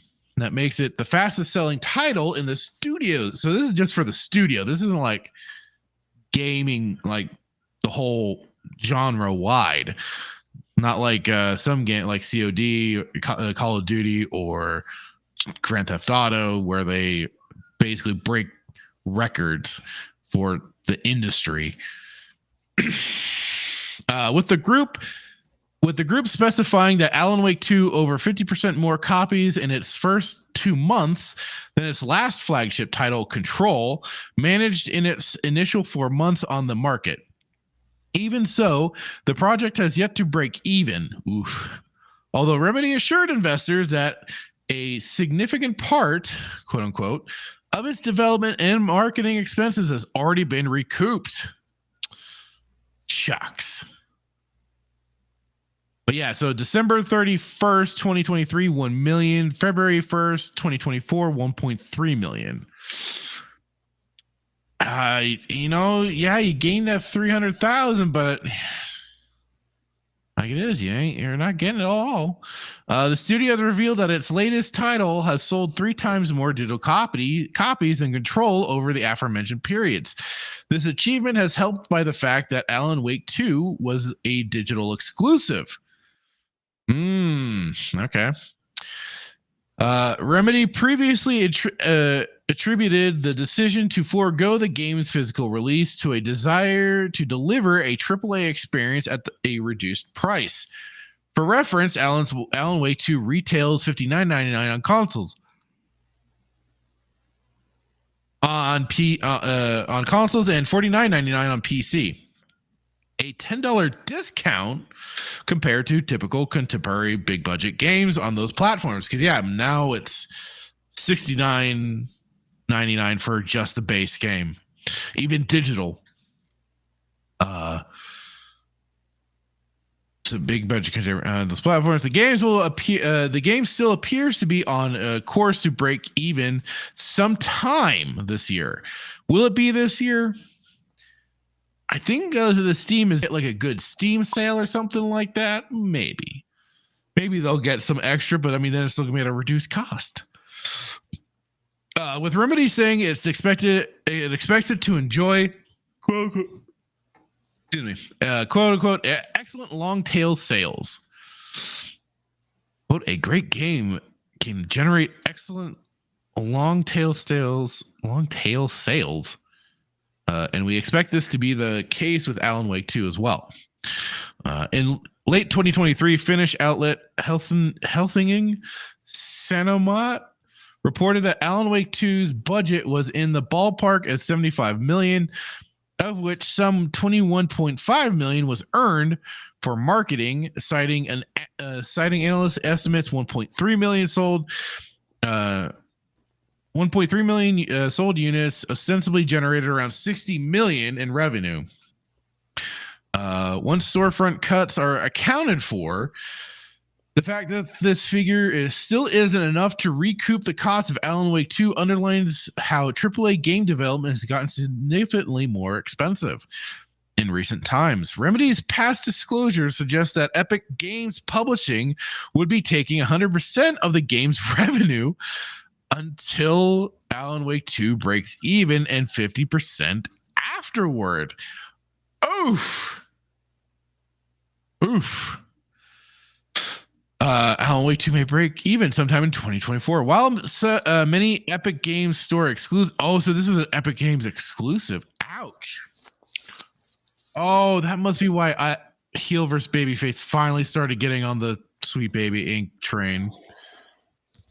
because the game was on Epic and he actually has a hate boner for something, and that's the Epic Game Store, which is ironic considering he uses a freaking iPhone apparently, so he already's got Chinese spyware.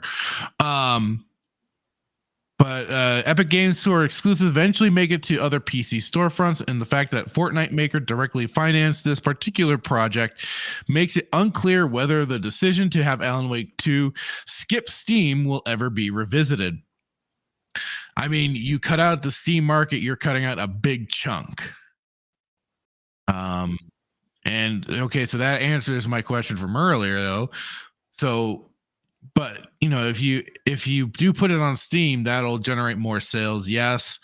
And then, depending though, if you do it like at a discount, you still might not make it back, but you might want to do it this year and maybe try and generate some extra buzz. Otherwise, you're not making it. Remedy stock dropped by over 7 points following the disclosure of Alan Wake 2 sales, bottoming out at, I don't know what that is, 17 on February 16. Only 1 month ago, the Finish's developers' shares were trading over 25, roughly half of their pandemic propped peak in 2021. I mean, like it is, stocks rise and drop all the time. Take that for what you will. I will take it as a bit of a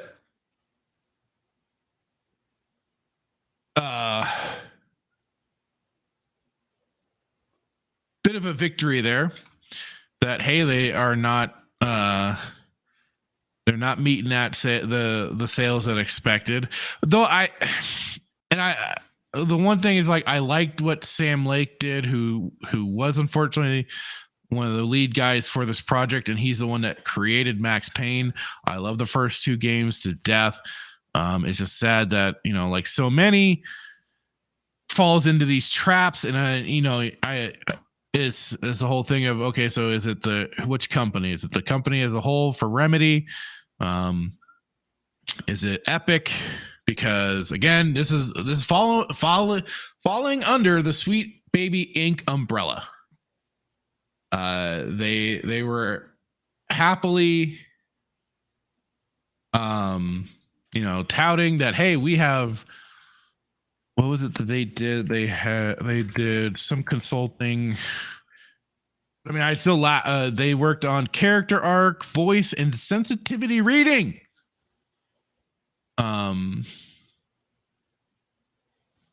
So yeah, they had a hand in some of the storyline and stuff like that.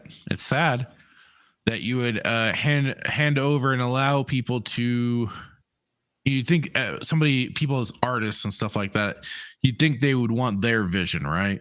Instead, they allow these lot to just come in and start manipulating, changing, and saying, you know what, you're doing this wrong. Here's how you should be doing it. And I'm gonna try and find it too. I don't know if I can find it quick enough. Oh yeah, here we go. Because I did. I liked how Mark Kern put it. Like he pointed out here on Twitter. Always follow the money. Sarkeesian launched an industry of video game consultancies like Sweet Baby Inc. that invaded games and made bank. It's a racket and always has been. Modern white male game devs lapped it up while OG devs with real chops got pushed out. Easy ESG money made these gaming firms hire up bogus consulting firms that border on religious doctrine because, quote unquote, line must go up and boost their ESG scores. When ESG money tanked, interest rates helped kill it. Gamers were left with crappy games, and game devs scratched their heads wondering what went wrong. Yep. You can thank the lack of initiative of taking out those fuckers from once upon a time ago.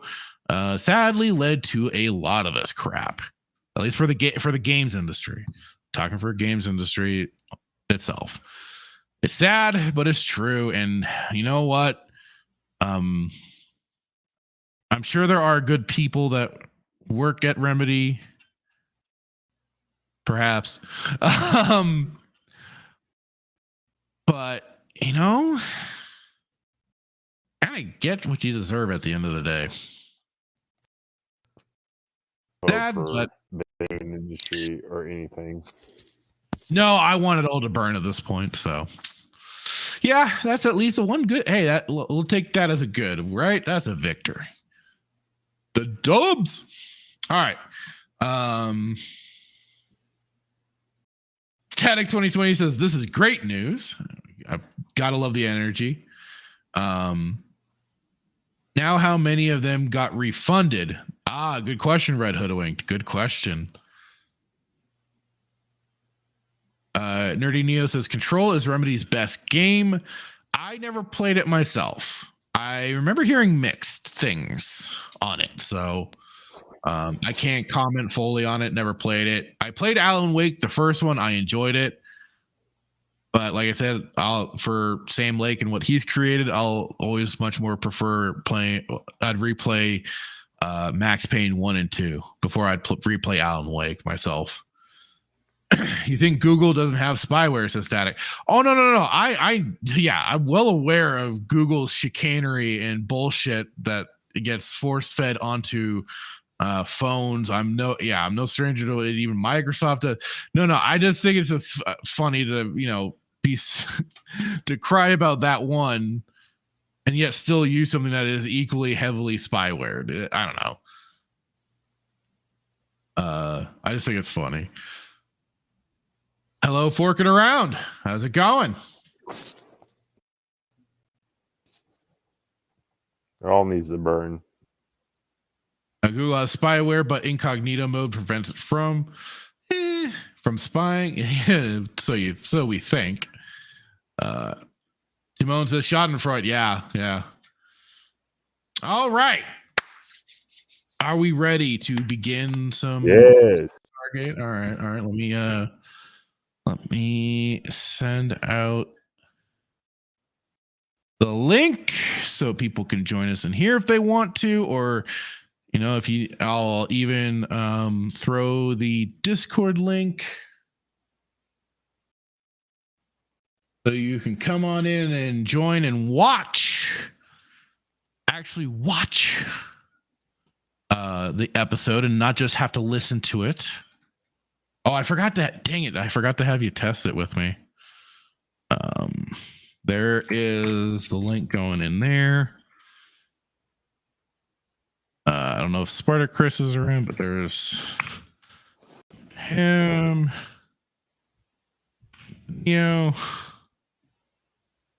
Okie dokie.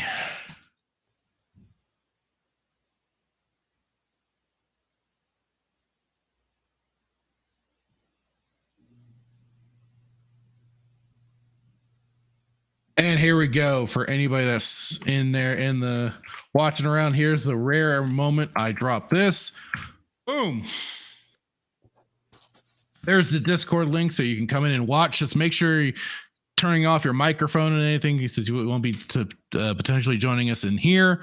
But yeah, you just want to make sure and mute yourself, and then you'll be good.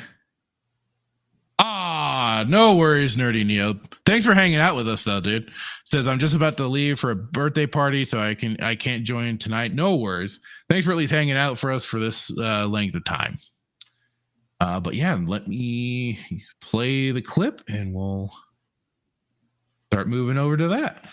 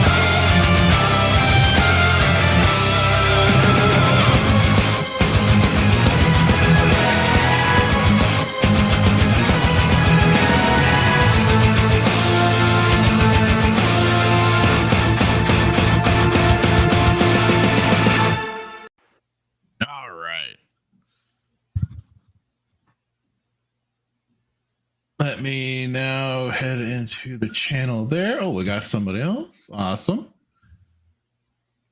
What is that? Why does it just show F ... Discord, you're stupid. All right.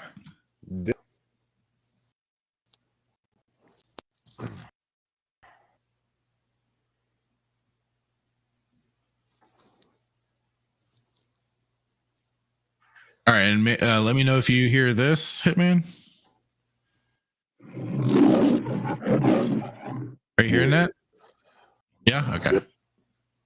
So that at least lets me know that it's going to be showing, or people can hear it on the stream if they aren't joining the Discord.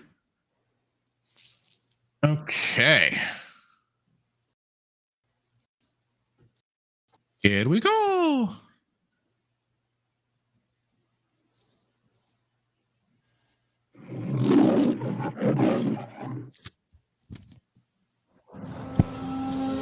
Oh, is that right? Nerdy Neo, he says F is streamer mode. I thought I turned that crap off. Oh, well. Thanks, Timon. Lion. All right, let's do it. Off the remote. Static, how's it going, dude? Hello.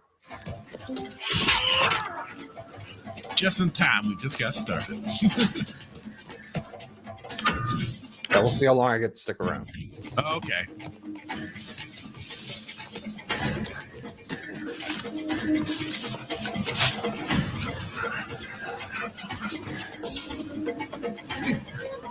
Catch you later, Nerdy Neo. Thanks again for hanging out while you could, dude. Appreciate it.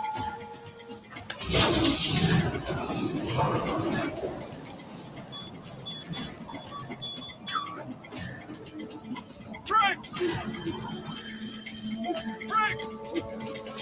Go!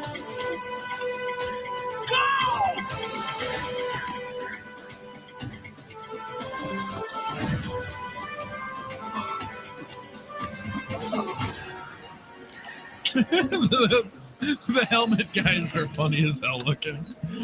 Hang on, let me see. I'll share real quick.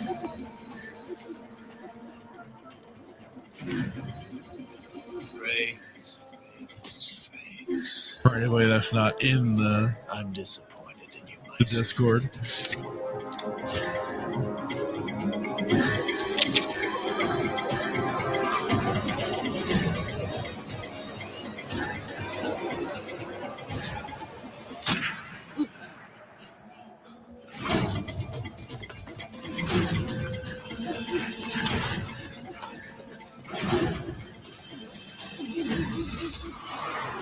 So, Connor got through. What about this one? Burn him.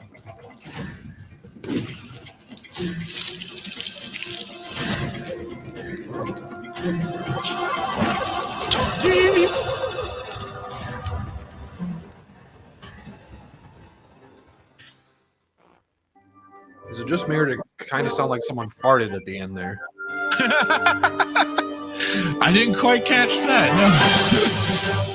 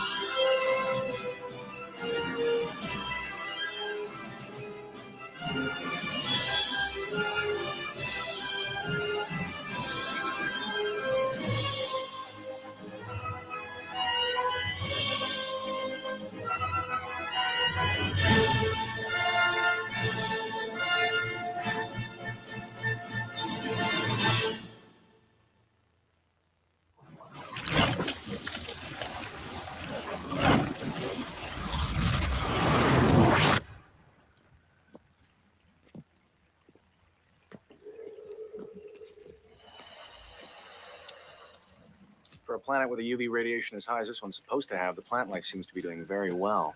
Apparently, Abydos was the exception, not the rule, as far as trees are concerned. Well, that makes sense. I mean, in order for a planet to support human life. Oh, that's right. It's the high sun radiation. It is no accident. Many Stargate worlds were terraformed by the Goa'uld centuries ago. Okay, let's take a quick look around the gate before we move out to find SG-9. Can't be that far. I don't know. This Stargate is literally out in the middle of nowhere. I doubt it plays an active role in anybody's culture.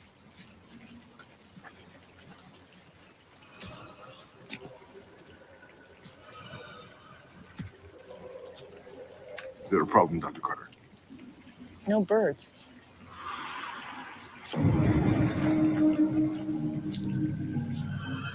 Because they're delicious.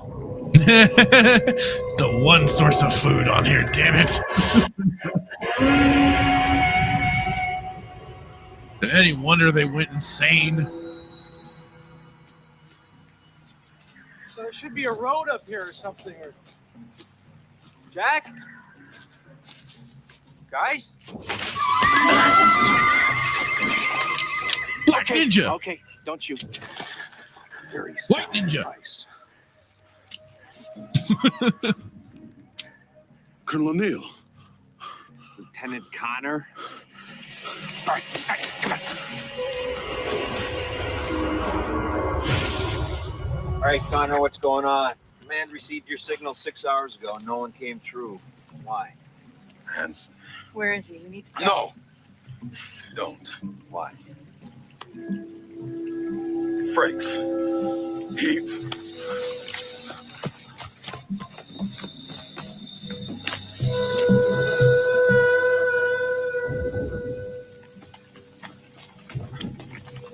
Well, you shouldn't be too surprised, dude. You heard the gunshot. Connor.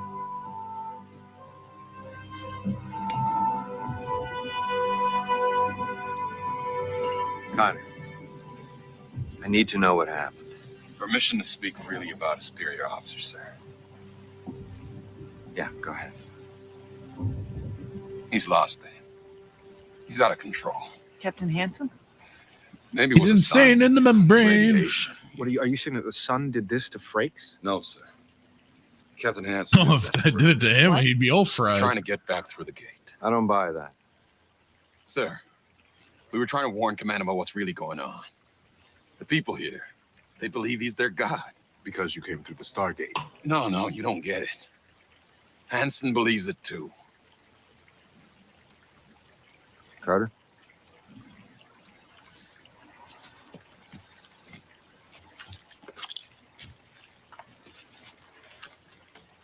I want you to take Connor back through the Stargate. Report to General Hammond what's happened here. No, sir. No, sir. Uh-oh. If you're going after Captain Hansen, I should go with you. I can get to him. Look, Captain. Either we're bringing him back to face a court-martial or not. And I think we both One know way or what another, that this ain't gonna be means. good. I know him, Colonel. Yeah, that would be the problem, wouldn't it? I gave back the ring because I know him. I know how he thinks, how he operates. How he likes to play God? Look, I don't understand how that could happen any more than you do. But if SG-1 is going after him, then I am going with you. Wait a minute, you can't do that. There are hundreds, probably thousands of them. He's their god. They'll die for him, they'll kill for him in a heartbeat. That's not your problem. Now, I need someone to report back to the General, and that is you. No, sir. No, sir? Does it say Colonel anywhere on my uniform? I know the planet, the situation. I think it's suicide. But if you're going, I'm going, sir. But you're not physically able. Frakes was my friend. This isn't about revenge. Maybe not for you. We gotta move now. In the daylight.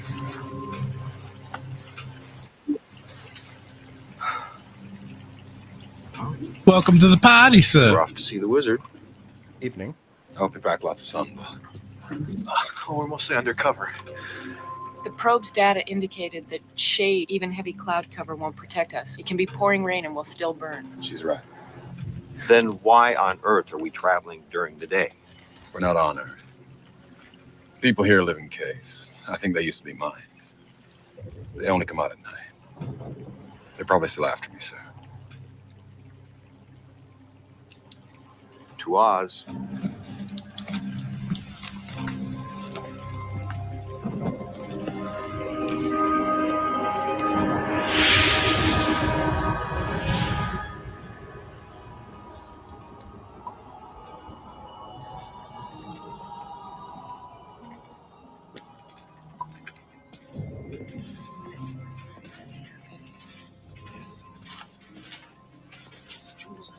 You were right. They sent SG-1.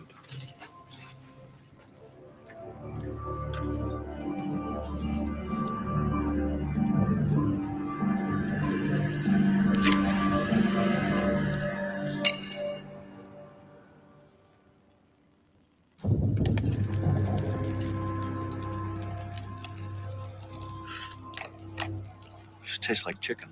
So what's wrong with that? It's macaroni and cheese. Goofy mac and cheese, bruh. Yep. The perimeter is established. Perfect. If any little rocks sneak up on us, we'll have plenty of warning.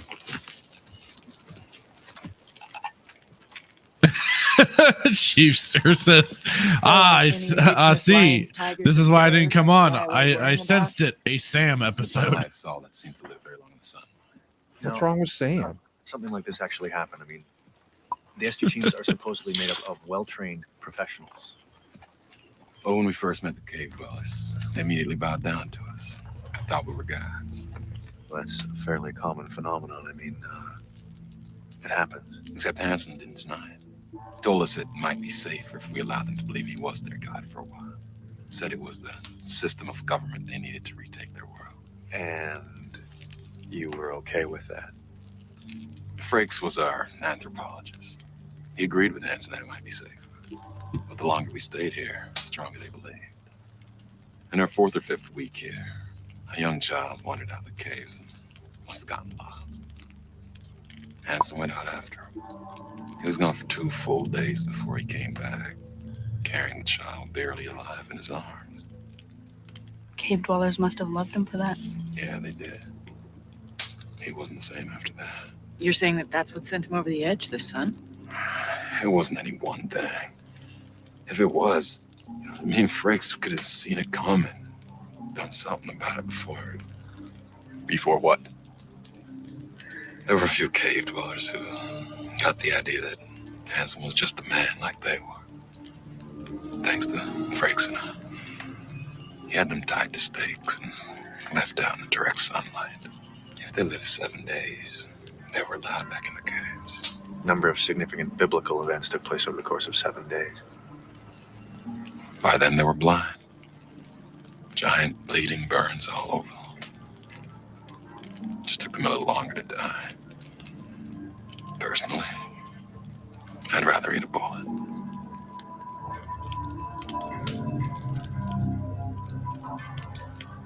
Probably tastes like chicken.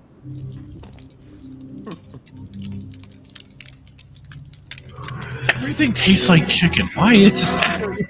Awkward how they were all just sitting around the campfire like that, facing the camera.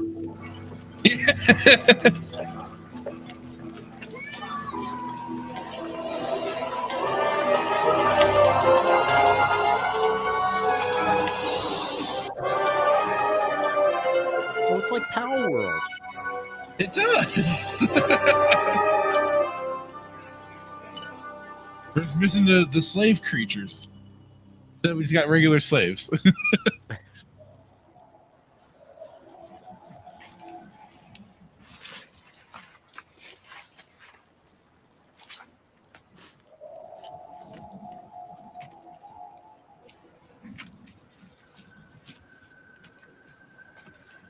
Hey, Colonel. I'll take watch.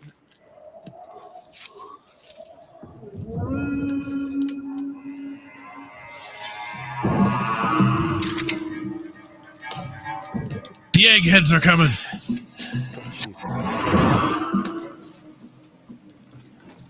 Let's go. We got company. You sure? Pretty sure.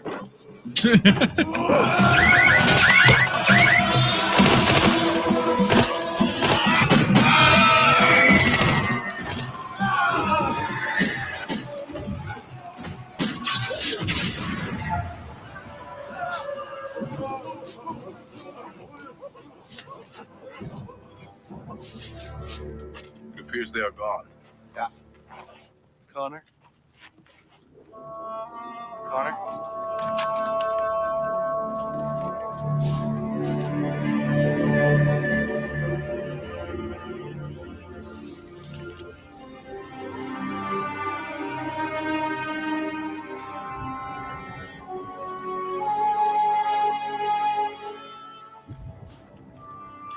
temple is taking too long to build. They're working as hard as they can. But not as long as they can. Divide them into shifts, day But and sir, it's night. difficult to make a belching statue They'll die. that spits fire. It's gonna be tough. Sacrifice. We only have 36 people. There will only work so much. They were probably just I instructed know. to take Connor, send us a message that Hansen's in control. Sounds familiar. Hey, tabletop He junkie likes games, how's it control. going? Lots of screens in Stargate What have you tonight. seen him? Lots going on already. I don't know. I guess I've always had a soft spot for the lunatic fringe. He was charming. Jack's thinking to himself, how I don't do know, I I should be more become part of the surprised by this lunatic than I am, fringe but I'm then? not. You know, he had this Didn't in he it. do that? He did the Broca 2 Divide years of already. Black Ops. Well, that's typical of our government's evaluation of soldiers. The crazier they are, the more extreme the situation they seem to be put into. He wasn't happy when I broke off the engagement, but he seemed like he'd really pulled himself together when we met up at Stargate Command. Apparently not. He didn't get a proper psych eval? This way.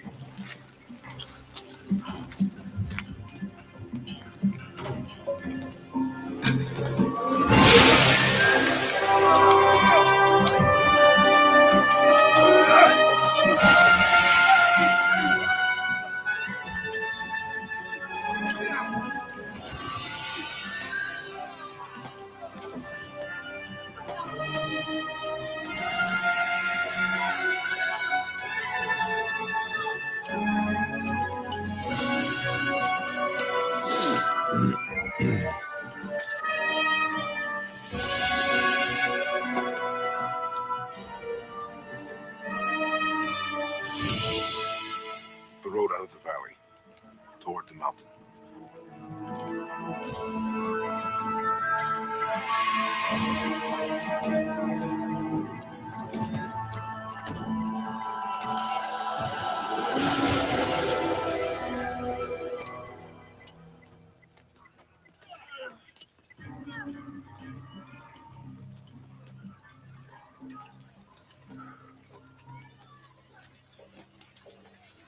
I'll be back in 30 minutes. If you are thinking about rescuing Connor, Not yet. Captain, when the time comes, I'll need your help to get in the front door. I'm prepared for that, sir.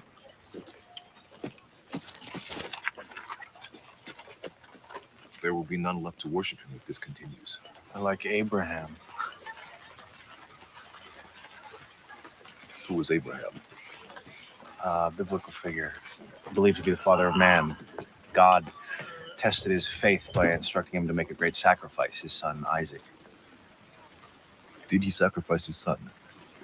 He gave it a good shot before an angel stopped him at the last minute. A little bit of a downplay there. For a sun-drenched planet, they're sounding like they've got a lot of rain around them. Get up! Just walk straight through the night. He needs rest. Shut up! Do I have to make an example? Do I?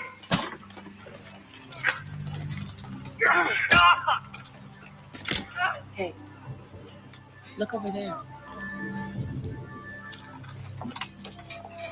Whoa, where are you going? You can't just stay here and watch him beat that man to death. You will be captured. Uh-huh. And you think that's a plan? Daniel, I can get to Hansen. That's what the colonel was talking about. Well, can you at least wait until he gets back? The man could be dead by then. We should have stopped her. We would have failed.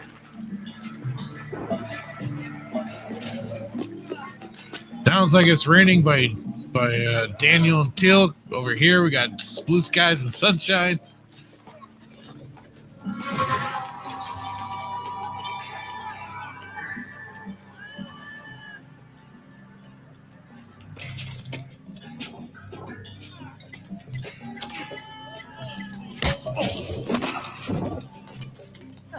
That was refreshing. Connor looks bad. There's 2 guards, but...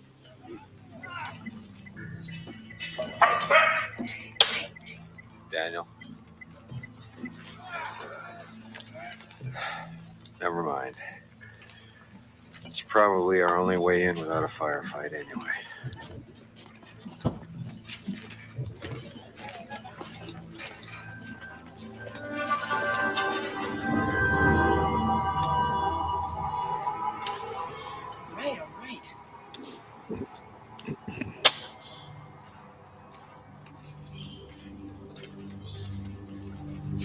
He's got his own harem.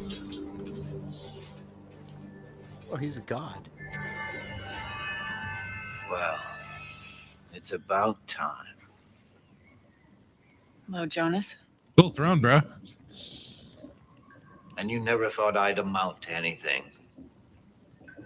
Quite a leap, isn't You really haven't. Have you seen your throne? What's happening, Jonas? Please, sit down.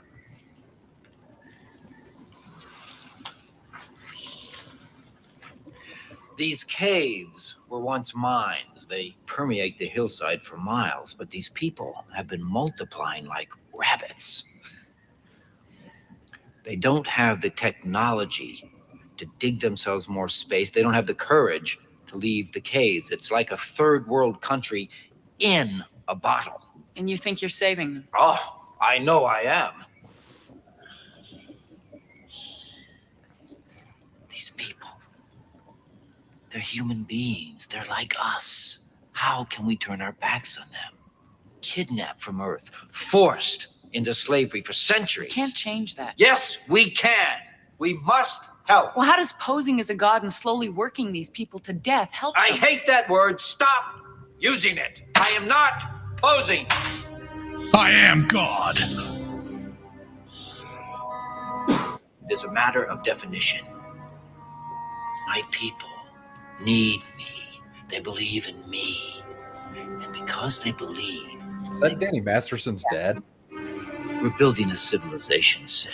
Danny Masterson. There's going to be sacrifices. He was on Then rotting in caves, living and dying in squalor like you've never seen. I'm creating a great people. In your image? Yes. It's going to be wondrous. You'll see. You'll see.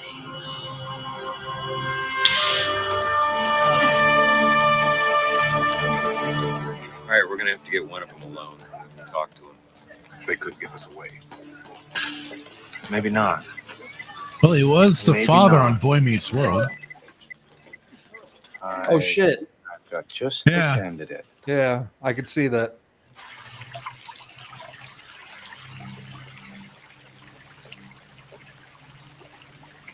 Oh wow, that's weird. He was in the original V. Oh shit! Really? Yeah.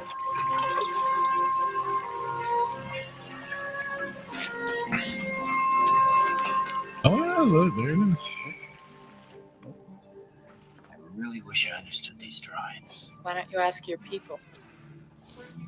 All knowing. You knew I would come, didn't you? How could you not? Healer of the emotionally wounded. I was your one failure. The bird with a broken wing that wouldn't heal.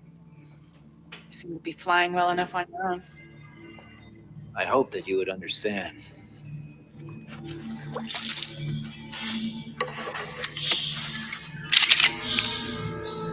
I do understand. You're sick and you need help. That's your idea of help? Yes.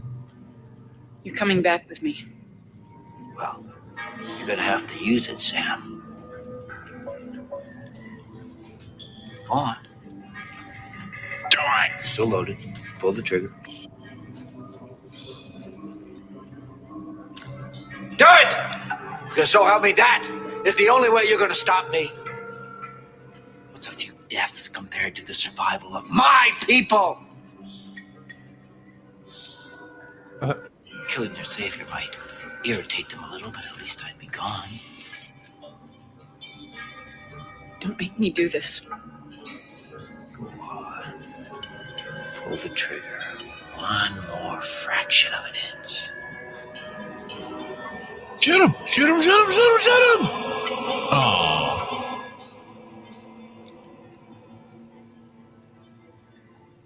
You had the gun. You appeared to have all the power. Yet I was in control. That is the strength of a god. My name is Jamala. He's out there, man. In the ether. We won't. Jonas said you would come.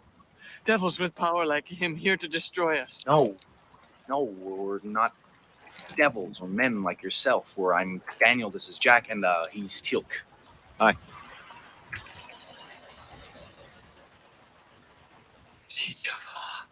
Yes. Don't kill me. No, it's okay. He's friendly. He's a friend. If you can believe that or not. Mm-hmm. See? Smile, look friendly.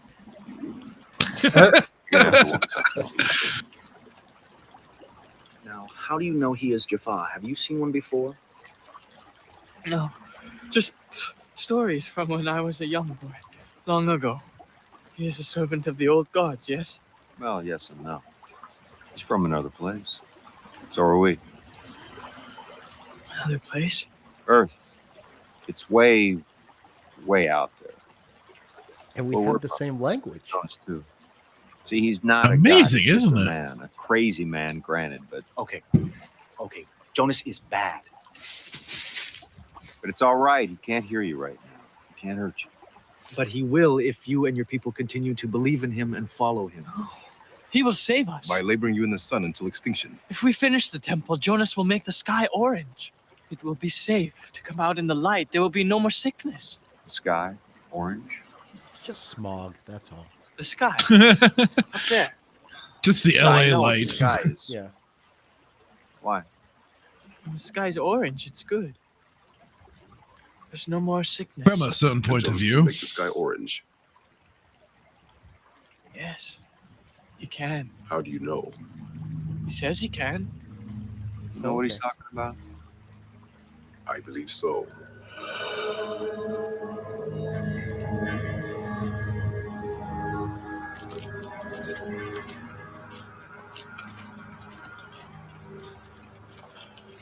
Going to be magnificent, isn't it? What's the point, Jonas? By the time it's built, there'll be no one left to worship you. Please. Mere survival for these people will require unquestioning faith, pure devotion. They must believe in me. If I am to lead them into the desert to the promised land, I'm merely separating the wheat from the chaff. Does this mirror, does it look more like he I'm just had supposed like to be raisy crazy, jam right? smeared on his I face? never said you were crazy. But you think it, don't you? And it's accumulating. Yeah. That's all right. I still have faith in you, even if you don't believe in me. Yet. You'll come around. I don't think so, Jonas. Come here. What is it? It is something I've seen the goa'uld use. It creates an energy force high in the air. What, protection from radiation, like this planet's sun? The device I saw appeared to turn the sky orange. The cave paintings tell us this. They show this symbol. Have you ever actually seen one of these things he's talking about?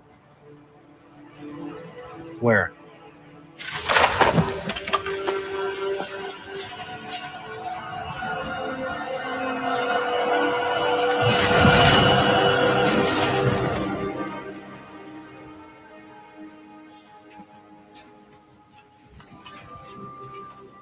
What is it? Looks like something the gould's left behind.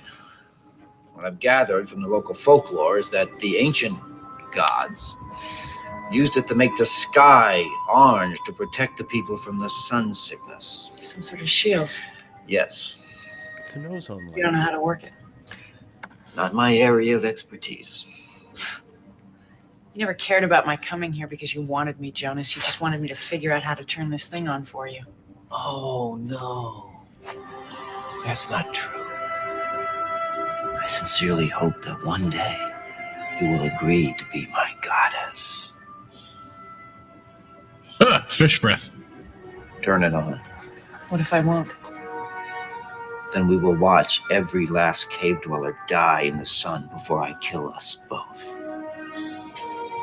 Pretty extreme, Commander. He hath not failed one word of his good promises.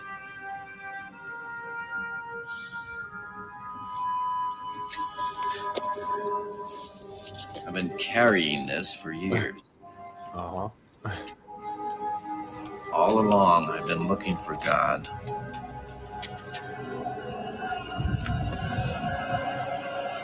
here I am. So, you betrayed your gods as I am betraying mine? The beings I betrayed were not gods. They had power. But power alone does not make one a god. Do you understand? Can't leave Connor out there another day. He'll die. Well, we also have to do something about Captain Carter, but if Tilt can turn on this device, we could seriously undermine Hansen's power. There's a problem with your plan, Daniel. Well, don't tell me you don't know how to turn it on. Yes, I can turn it on. But there must be two. What are you talking about? The shield technology involves a force field being bounced back and forth between two devices. I've only seen one. Two. It's cave. Hansen may not know he needs a second device. This is the valley. Here's the Stargate. Here's the temple. Good drawing. Thank you. Where was the first device found?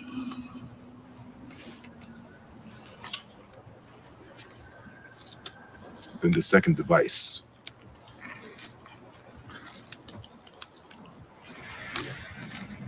You're assuming being there. Shut him down and left him in place. That is correct. That drawing may really put me in the world here. Connor doesn't have time for us to be wrong. I'll go after him. You try and find that second device. I'll try to meet you back here.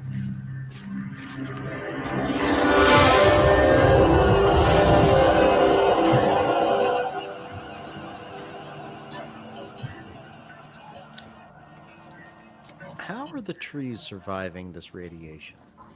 They kind of brought that up too when they first got to the planet. They're like, "Wait, how? With all this force life, what's keeping it sustained?" We got no answers. Because I think the shield has been gone for a bit at this point. Yeah, it's not activated or anything. Yeah.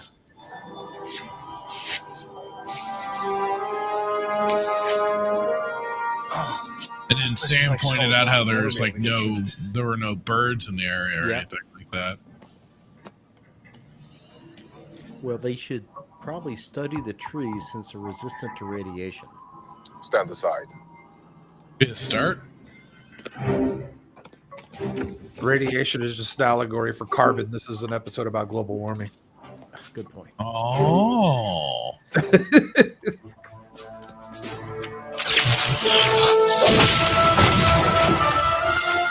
I love how perfectly round that hole he shot is. Look at that. Along with that cardboard hanging out right there too. The plywood or something? Or plywood. Yeah. I just hope it still functions. After Teal shot it. No, clearly, like Static is saying, there's an environmental message, but there's also a danger in following a maniacal leader. Yes. Which I think is very relevant for today.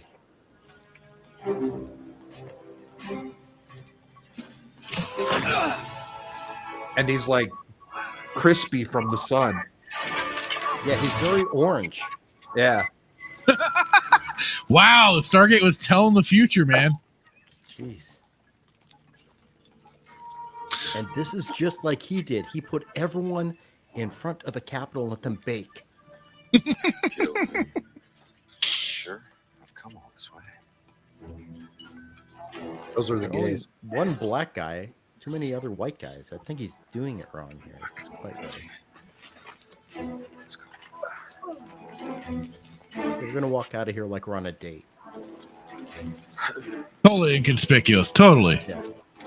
You know what he could have done? Very progressive culture. What he could have done to sneak him out is stuck him under his robe. Oh, yes. There you go. They didn't think this one through very well. I bet there's a studio out there that will think it through in about 20 or 25 Hey, how years. you doing? You know, we'd love to stick around, but some brain-dead sycophant left my buddy out here to die. So we're out of here. Oh, you bitch. I challenge you to a duel. Yeah, exactly. The back of a hand slap. Move. You didn't have the courtesy to punch me like a man. Gave me that girly slap. He was looking for his gauntlet to slap him back. Yes. Oh yes, yes. He's got to have the non-paid workers make them for him. Colonel O'Neill. Captain, I see everything's working out just as we planned.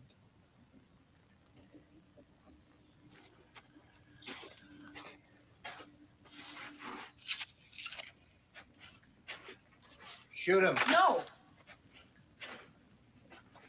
All right. Jack should just go, I order you not to shoot me, Captain. Do it now. If it works. Does that count anymore? He's a god. Oh, that's true. Yeah. Yeah. Kind of outranks him now. Yeah.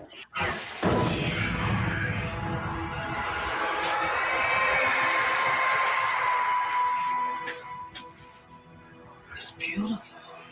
Orange Man has orange light. Well, now his followers just saw someone else make it happen. But under his orders. Yes. He gave her guidance to help work with the machine. He's Or above something. touching the machine. Yes, there we go. Stargate. My children, today is a great day. The sun hath stood still in the heavens and hasted not to go down about a whole day. Did they tip over the Stargate here? They did somehow. That is pressed into the stone there. But fear not. Stand still and see the salvation They did that quick too. of the Lord. Yeah. Today, And then they built a whole we will platform around it. the doorway Yeah. that brings forth demons who threaten to undo us. But first, I will send those evil undoers This who have plot is already not as tight as Madam Webb's was. to the hell from whence they came. Are you sure about that? I may have been drinking a little bit. Oh, okay. Control the gateway to the underworld. I think I'm safe in saying I'd take this over Madam Web.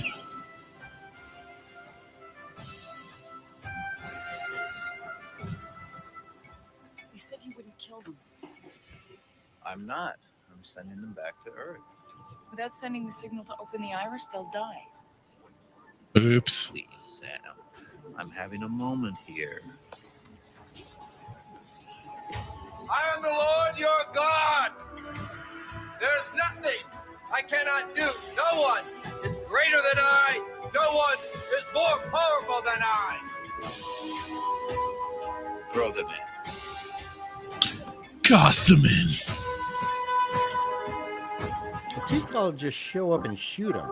That'll show someone's more powerful. Wait, stop. What? Back away. Oh, another back. What is with the backhand slaps? Listen to me. No matter what Jonas has shown you or done for you, he is not a god. Don't listen to him. Don't listen to the nerd. Agents of the devil, I'm your savior. We're not demons, for crying out loud. And this is not magical power. It is called a gun, and it is a machine. Do as I say, or you will all die. Do as he says, and you will die. Do not betray me. After all I have done for you, I promised you I would bring you out of the caves into the light. Today, I fulfill that promise. Behold, the magical power that belongs to your God. I give you the sun. I give you the world.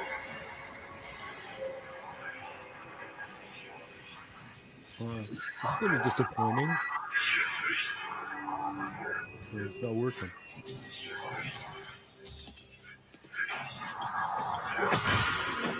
What's wrong? I don't know. Fix it. It's a machine. I can make it work, and so can you. Just like Jamal there can fire that staff. Now I'll show you how. There are 2 devices, and both must be turned on for the shield to work. Watch. That's totally above their heads.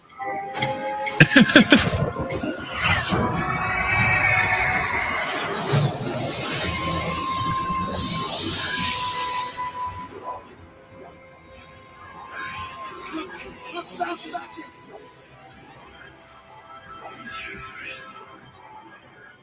I'm taking you with me.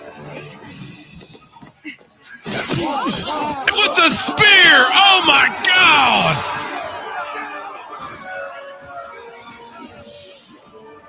Oh, now he's crowd surfing. See, this is what happens when you let fans cross over the barricade with a WWE event.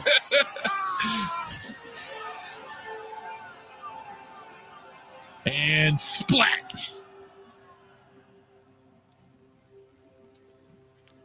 They put on the orange filter for the rest of this episode. Yep. Think we should tell them to bury the gate after we're gone? Tilk seems to think the gould won't be back. Maybe we should come back and check on these guys. I think we've done enough, don't you? Well, maybe. Maybe So he I'll lost come back here and be a god. He lost his mind because Sam broke up with him. That's all that this was. Mind? I had the chance. He was that mentally unstable. It wasn't like the radiation He breaking brought his it back brain. together for a bit. Apparently, the pussy's that good. I'm no expert on this thing. I mean, I know Remember one commandment. Meteor Advocate probably agrees. I saw that earlier. Yeah. Okay, it's not the first one. I'm talking about the no killing one. No matter what the reason, every time you break it, you take one step closer to Hanson. Thanks.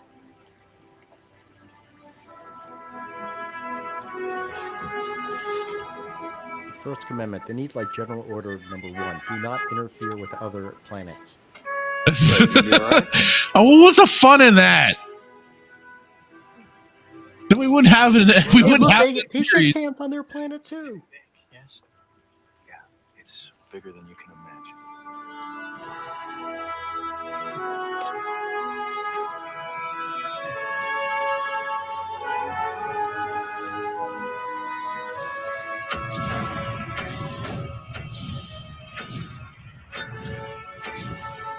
Daniel, I don't see why you felt the need to take off your gloves to activate the gate, but okay. Maybe it's like the iPhone. Oh. Yeah, nice. Screen Put the can't- gloves back on. Like, what? Well, yeah, because well, you're going to go through the gate. Remember, it's chilly. Oh, right. See? Orange sky, good.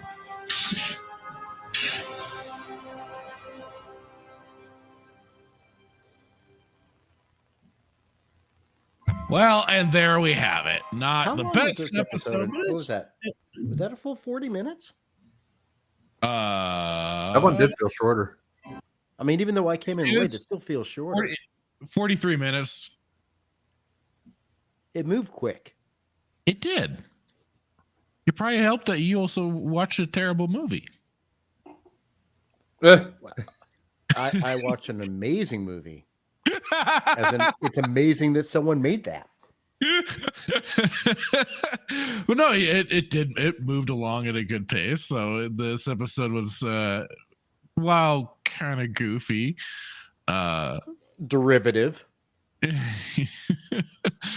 And again, for some of these, again, filler pocket episodes does a little bit of adding to the Gould and what they did on particular worlds. But then, Mike, I end up having a question: is that Gould tech or is that ancient tech?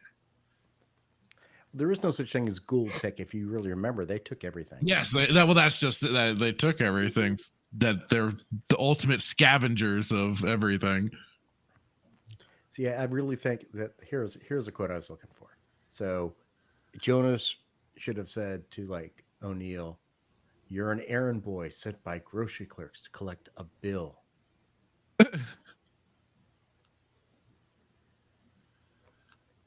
Huh. I mean, I didn't do it as well as Brando, but that's the quote.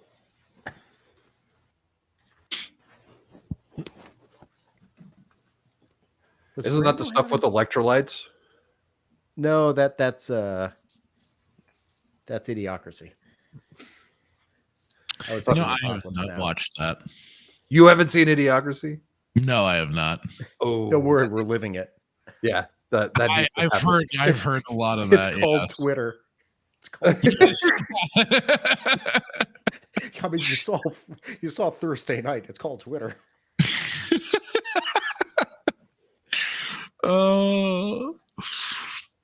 Airport. Electrolytes make things grow. Just pour Gatorade on your plants. That's what you need to do. Electrolytes. It's got what plants crave. It's not even electrolytes. It's electrolytes. Right. Electrolytes. Electro. Oh. Tiny Lister or Tony Lister was president. Who was it? Oh. Yeah. No, wasn't it? Oh God, I can't think of his name now. Fuck. Oh, Terry Crews. Terry Crews. Yeah. Yeah. Best role ever. President Camacho. Well, maybe this will. Timon was asking me if have you seen the Peruvian spider people in Madam Web? I have not watched Madam Web, so I have no idea what the Peruvian spider people look like. Well, they only look like a certain way until like 30 years later, where apparently they go to a Gap or something and get regular clothes. The Peruvian people in Brazil or something. It's so no, in Mexico. I don't know what the hell's going on. The show or is it a movie? I'm sorry. It is technically a movie. Poor excuse for either or. It somehow was an hour and 50 minutes of actual movie. Ugh. I at don't least know. it didn't hit the 2-hour marker. I mean, But I still gotta I can't even organize thoughts on it. It's so jumbled. I have to write this stuff down. It's a total mess. And have you seen it? Is it out yet? Oh, I saw it. Yeah. I saw it today. I won't even go sailing for that. I don't care. no, neither will I. But yeah, Timon just shared there's the no way image. to see. There's no way to see it. Not at all. Not at all. No way to see it. That's quite the look. Like kind of familiar, you know? Yeah. Like like a certain man spider. And the bad guy in this kind of has a suit that's like pretty familiar too. Oh, it's like that. I've seen that. Yeah. Oh. And I just Ben know Parker is in it. Yeah, I was listening to the Beelzebub and True Pop Culture was whinging about the freaking movie. And yeah, apparently Ben Parker's the best part of the movie. And it ends with Peter Parker being born. Well, they don't say his name. 2003. They don't say his name. Well, there's a whole confusion about this. First off, you have to remember that Dakota Johnson thought she was in the MCU for a bit. I've heard some of the quotes. Yeah. She mistook this for they two people tagged Marvel for this movie. Yeah, she and Sydney Sweeney both tagged Marvel. That was the other one. And this is in association with Marvel, not Marvel Studios. Marvel. Yeah. So yeah. From what it seems is all of her like promotional interviews, you can just smell the disdain she has. Like she is not happy. Yeah. Dakota. Yeah, not at all. She fired her agent.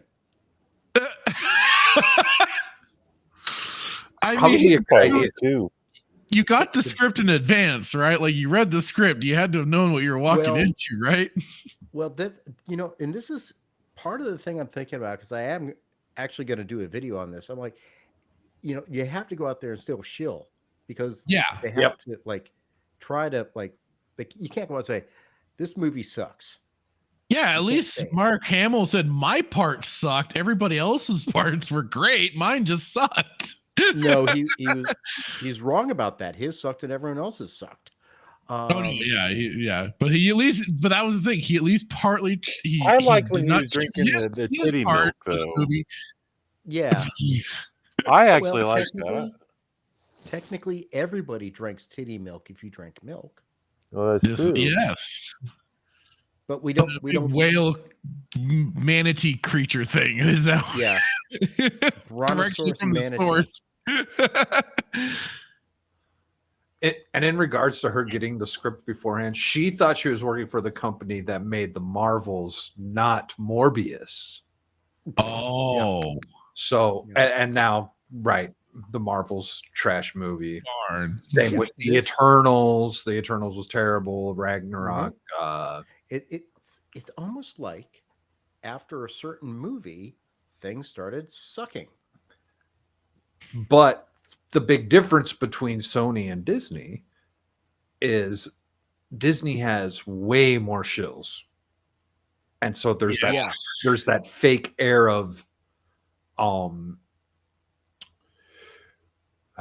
fake air of it actually being a good product. They're sniffing the Disney farts. Is this like this a weird attempt of Sony trying to reboot Spider-Man all over again? No, to get away from Marvel. No, Sony's trying to capitalize on what they can do with Spider-Man away from Marvel. And I heard this; they were talking about this on FNT, I think, where they're like, there may be some sort of agreement or something. No one really knows that Spider-Man has to be in an alliance with the MCU. So has to be, huh? So they can't make a Spider-Man movie unless it's in. No one knows exactly, but imagine if they could make a Spider-Man movie on their own without MCU's Disney involvement, wouldn't they do it by now? Wouldn't there be something in the tank? I mean, in the pipeline rather, for like Andrew Garfield or Tobey Maguire, considering the response. Yeah, the Way Home got.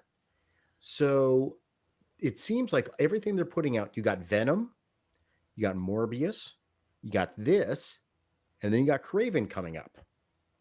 And at one point, they were even talking about a Sinister Six movie. So yeah, I remember that was being talked about during the Garfield movie because they were at the end of the second one, they were showing off a bunch of the stuff that would have associated with like the Sinister Six. So what they're doing is they're using secondary characters from the Spider-Man universe to create the Sony Spider-Verse. But you're not talking about Spider-Man. Like Venom, if I recall correctly, the Venom suit does not have the spider on it. No, it doesn't. It doesn't. It's just a black suit. Yeah. And in this, they mentioned Ben Parker. They mentioned Mary Parker. They don't mention Aunt May because Ben says he's just started seeing one. And it's like, oh, who are you seeing? And they don't mention the name. And then they're oddly enough, like Dakota Johnson goes to Mary Parker's baby shower. It's so awkward. And they're like playing the games. And it's like, one of the games is like, tell us a story about your mom. And like everyone has to write something down about a special memory with you and your mom. And of course, Dakota Johnson's mom died in childbirth. So she didn't write anything down. It's like looking at it's like, this is a blank piece of paper. It's like, oh yeah, my mom died in childbirth. I don't know her. She died in the Peruvian desert, in the Peruvian jungle. And then I was born there. Awkward. Yeah. Wait, her mom died and then she was born? Well, she died in childbirth. Yeah. It's like, who invited the buzzkill over here? I thought they were doing one of those lesbian immaculate birth things. I don't know. Actually, hold on. Is my audio sounding better? My audio's been effed up for a couple weeks now. Is it sounding better now? Timon says you're quiet. Yeah, he said we're really you don't low. sound like you normally do right now. You're a little muffled. How about now? Any better? Yeah. It's better. Yeah. It's better, Okay. yeah. This is, I tell you, ever since I got this damn, Logitech upgrade thing, it screws up. I just need to get a real microphone at some point. But yeah, they don't say Peter, so it's like guess the baby's name, and and then like a balloon pops right before they say Peter. Oh, those teases. Yep. And this is not a superhero movie. It's not. Well, but it's Spider Madam Web thing. But no one has powers except for Cassie, who has clairvoyance and future sight, and Ezekiel, who's basically got a version of Spider-Man powers. Yeah, because the girls don't have powers. All the Spider Girls. Why do we they care don't have about them? Well, what was the point of bringing them all in? Because they're the future. In the future, they kill Ezekiel, so he decides to kill them in the past because he also has clairvoyance as well. I don't want to ruin it for you because it's so good. This is the problem when you introduce time travel and this shit. Yes. And you don't want to actually respect rules to. This is the problem when writers don't understand writing time travel. It's not easy to do. No. It's a very tricky plot device. The to grandfather use. paradox. Yeah, exactly. So let me just say, I don't care. You guys don't give a shit. You're not seeing this. So anyway, at the end, at the end, Cassie, who is played by Dakota Johnson, who's Madam Web, who in the comic book is a blind mutant with the power of clairvoyance and telepathy, and also confined to a wheelchair. She is the one that kills. Yeah, it's old. She's the one that kills Ezekiel. Oh. But in the future, the girls kill Ezekiel. So the only time you see the girls in costume is that's it. Yeah, literally, like basically the clips from the trailer is about all you see of them in costume. That's it. Is the web of time in this thing, or is that not? It's the web of life. Practically liar! You said it's a web of time. Oh, time, life, whatever. It's all about the multiverse time travel nonsense. And then they talk about her being able to be in two places at once.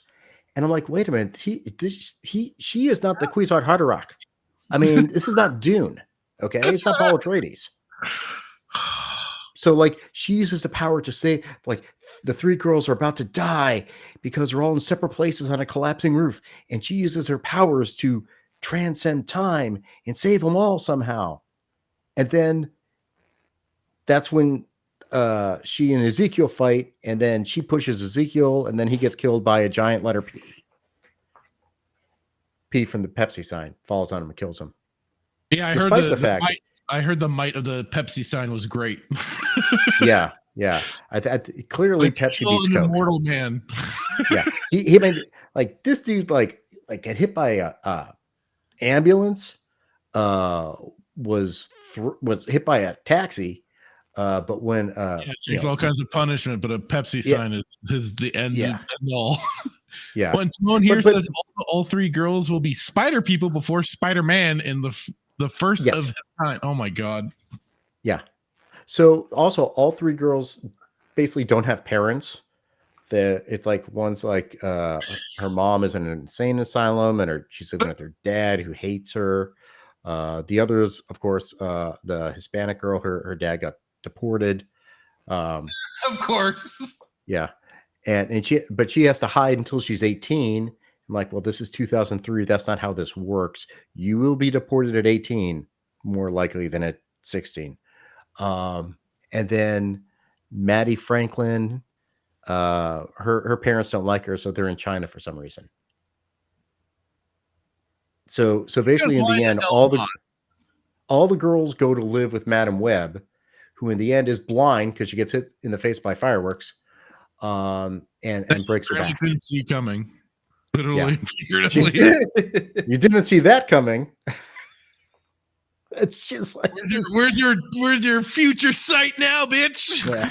Fireworks! Ah! It's like pocket sand, but pocket fireworks. Ah! And then like they have the end shot of them like all standing. It's like, yeah, yes, she is. No shit. Yeah, they actually. She'd be deported. She was scared for it. Basically, this is more like it's not superhero. It's basically like a supernatural.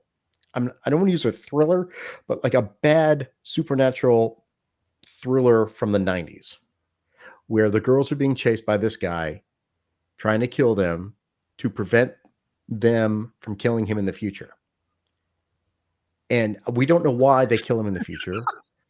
He's bad in the sense, you know, he killed Cassie's mom to get the spider to get powers. So yeah, it's not a radioactive spider. It's just a special spider done in the Amazon or something. And that's how he gets the powers. But he stole the powers from the spider people. Fuck Oscorp. Like, yeah. Yeah, fuck any of the stuff that was already setting up stuff to make a Spider-Man. This is actually based in some... Hell, I may just clip this part and use this as my fucking review. The thing is... So the spider people all have spider powers. So like the spider people in Peru, the Peruvian spider people all have spider powers. They move really fast. There's a bunch of jump cuts and they like snatch people through the air. It's very weird. And Ezekiel wants to have the power of the spider because he's heard about it. So he gets the power of the spider and then he amasses like some sort of empire. There's no story here. This is 2 hours and they don't connect a story. How does he get to this empire? Why is he a bad guy? Yeah, why do they kill him in the future? I forget his whole beef in the comics, but... Well, his whole thing in the comics was J. Michael Straczynski introduced his whole thing about spider totems, as opposed to Spider-Man just getting his powers through science. Right. I remember some of that. Yeah. And so it's like, that's what Ezekiel believed. It was all the spider totems. And he thought Peter Parker was like a primary spider totem or something. Yeah, he's the central figure. And then I think... so he was like, at some point he was a mentor to him, and then he became a villain towards him. Yeah, it flipped and then they started Spider Island shit too.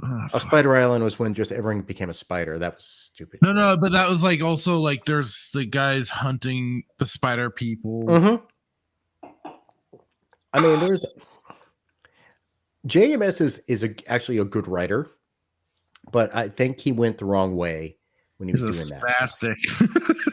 Don't forget, he also did, was it One More Day? When Mary Jane and Peter's relationship was erased from history. So for that alone, he gets flogged. Yes. Because now we got some weird thing. Okay. I never grabbed the name of who did that. Now I do. The guy who made Babylon 5 did that. Well, that now doesn't surprise me. No, Babylon 5 is a good show. Don't knock Babylon 5. Yeah. Oh, God. But, I see people saying this is like a CW show. That's insulting to CW shows. Really? The CW is bad. Obviously, now it's really bad. But it's like there were some early CW shows. Like, early Supernatural was good, right? Early Supernatural was good. Some of Smallville was good. This is more like bad UPN. Spartacus. I told the meat grinder. Sorry, go ahead, Hitman. Oh, I was just saying CW is terrible. I was telling you when we were watching that, was it Arthritis Kong versus Godzilla? Or was something off the freaking Flash? Yeah. See, this is my problem. Like, DC has its issues. Don't get me wrong, but I cannot figure out time travel within Marvel to save my life. Fracture was we did that show a month or two ago where you tried to explain Madam Web, the web of time. Now it's the web of life, and then like Peter Parker died and then came back, but then he never died, but he still died, but he came back and he didn't come back. And then he had a kid, then he had another kid. Oh, I just don't. Now he and then like he lost his leg or lost his arm like Bucky But did. that's a different timeline, I think. No, they did change it later on, but he introduced this to the storyline. Oh, that's right. Oh, I hated that. Yes. I mean, they tried retconning it later, but oh my god. I remember hearing about that. I was just like, fuckers. Little bastard, ain't you? I like that. Where's that coming from? You're a pushy little bastard, ain't you? Am I hearing things? No. I like it. That's the new Spider-Man trailer. You're a pushy little bastard, ain't you? One of my clips is playing. I like that. What are you doing? You're a pushy little bastard, Did ain't you give Hitman admin access? I like Well, it's not me. You're a pushy little bastard, ain't you? So nobody else is hearing that? I'm hearing it. I am. What are you doing? Hang on. I think. Oop! God dang it! I think it might be my. It's because of my. Something was catching up with a follow, because it was set up on Twitch, and I have different things set up for when I get those notifications. Sorry, since I use OBS to. Like, where's Tracy Morgan coming from, and why is he talking about bushes? Sorry, I completely derailed things for a moment there. So Peter Parker did lose a leg, but not Peter Parker 616. That was an alternate. That was like a what if storyline. Yep, that's when he's the father of May Parker. Yes. Well, that was because they had the kid, and then it was kidnapped by Osborn, and the main timeline never got the kid back. Something happened. This timeline, they got her back. Yeah, Peter had an epic fight with Osborn and lost his leg, and then became a police detective. Here's the thing I don't understand though. So when he got Did bit some by the goofy shit spider, with that too, because then they turned Black Cat lesbian. so when he got bit by the spider, did it completely alter his DNA to where he had the kid, and that's why the kid had the spider power? Or yes, I don't. Yeah, it's basically like kind of like a weird. Starting a mutant. But there's also a storyline. I think it's Spider-Man Reign, where MJ dies because he has radioactive spider powers. Oh, I think I know which one you're talking about. Because basically they had sex a lot. Yeah. I think it's Spider-Man Reign. Let's see. Spider Chris here is saying, "Who's excited to see the Spider-Man movie where Doc Ock and Spidey swap bodies?" Joking. I don't like that. Would be almost okay with that run, but it got like he was superior to Peter in every way. And it's like, fuck you. The early just shitting on Parker. Well, not early. I mean, they've been doing that for a while. More days. Yeah, so basically you have a movie where they take elements from the Spider-Man universe and put them in there, but do not mention Spider-Man. Oh, so it's like Into the Spider-Verse, kind of. It's all about Miles, but not really about Peter because he's Spider-Man. No, it's even worse than that because there are Spider-Men in the Spider-Verse. There are no Spider-Men in this. There's no Spider-Man. There never will be a Spider-Man. There's no Spider-Pig, Spider-Ham, Spider whatever it was? No. God damn it, man. we got a bunch of girls who are now going to go live with a blind woman in a wheelchair, actually a very fancy wheelchair, because their parents sort of gave up. That's what happened. Yep. Oh. Was it Xavier's wheelchair? Is Xavier dead? No. An alternate version of Charles Xavier now. It actually looks like it's one of the. 97? It's like one of the large ones where like you're elevated. I don't know how she afforded it. I mean, she's a paramedic. All the dialogue is bad, and at one point they're all dancing. DC. As far as this isn't even Marvel. That's the worst part. This isn't even Marvel. Sony. Okay, But I mean, Sony hey, has I the mean, right they just needed that right tagline, like it's Morbin time, and they would have So been hold cool. on, I was gonna It's ask, Webbin so, like, time. Morbius. Yeah. Morbius was done by Sony, right? Yes. And Morbius Oh, was yeah, just Morbius was a bust. It was not good, right? Yes. Even though Morbius Yes. was a crucial enemy of Spider-Man, is that correct? Like a villain, arch rival? I don't or- think he was. not He's, crucial, but no, I was at. he was more No, he- Blade's enemy, I think. Oh, He just crossed yeah. over to Spider-Man. Yeah. They're It was they're mis- literally taking the most unknown characters in the Spider-Verse at this point. Well, that couldn't necessarily be bad, but their execution is just so shit, so it doesn't work out. But I mean, if they But actually how can you crave if you're going to do Kraven the Hunter? Oh. You do the Last Hunt. Yes. You don't do the birth of Kraven and his anger with his father. Vegan. You do the Last Hunt. Oh. Which is one of the best Spider-Man You'd have to build stories. up to too. You'd have to build to that, bringing in Kraven for that. Yeah. You just throw it in to insert for the sake of, hey, guess what storyline we're doing, guys? But nobody has the patience anymore. Nobody has the patience to build anything. That's what I've been saying, like with DC for the longest time. They don't have they don't want to put the patience and work and time in it to build their cinematic universe. They just want to jump immediately to the end, their end game, essentially. Well, that's why they went to BVS instead of doing an independent Batman movie. Right. Or a second Superman. Yeah, right. Or the beginning the introduction for Wonder Woman or something. Mm-hmm. I just found a picture of what the Sony Spider-Verse Endgame is. Uh-oh. I sent it in the private chat. Yeah, I got it. Jesus. Hang on. Oh. Mm-hmm. That's wild.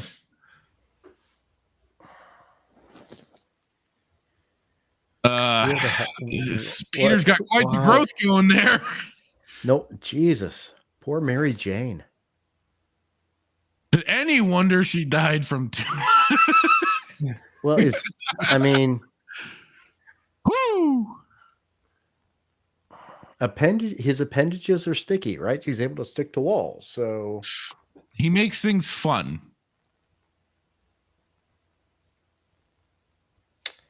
I'm suddenly remembering the organic webbing.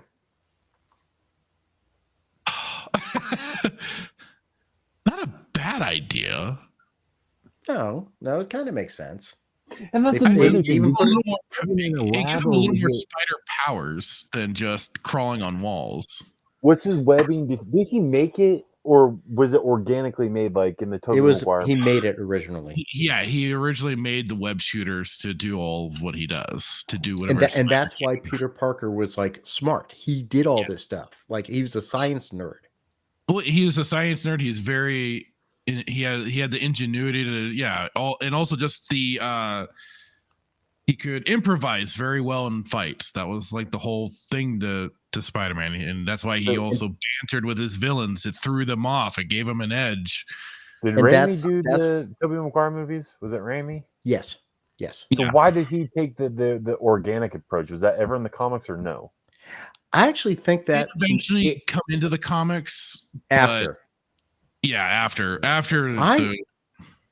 I think it may have been part of one of the James Cameron scripts. Because James Cameron at one point was actually working on a Spider-Man story. Oh, that's right. Yeah.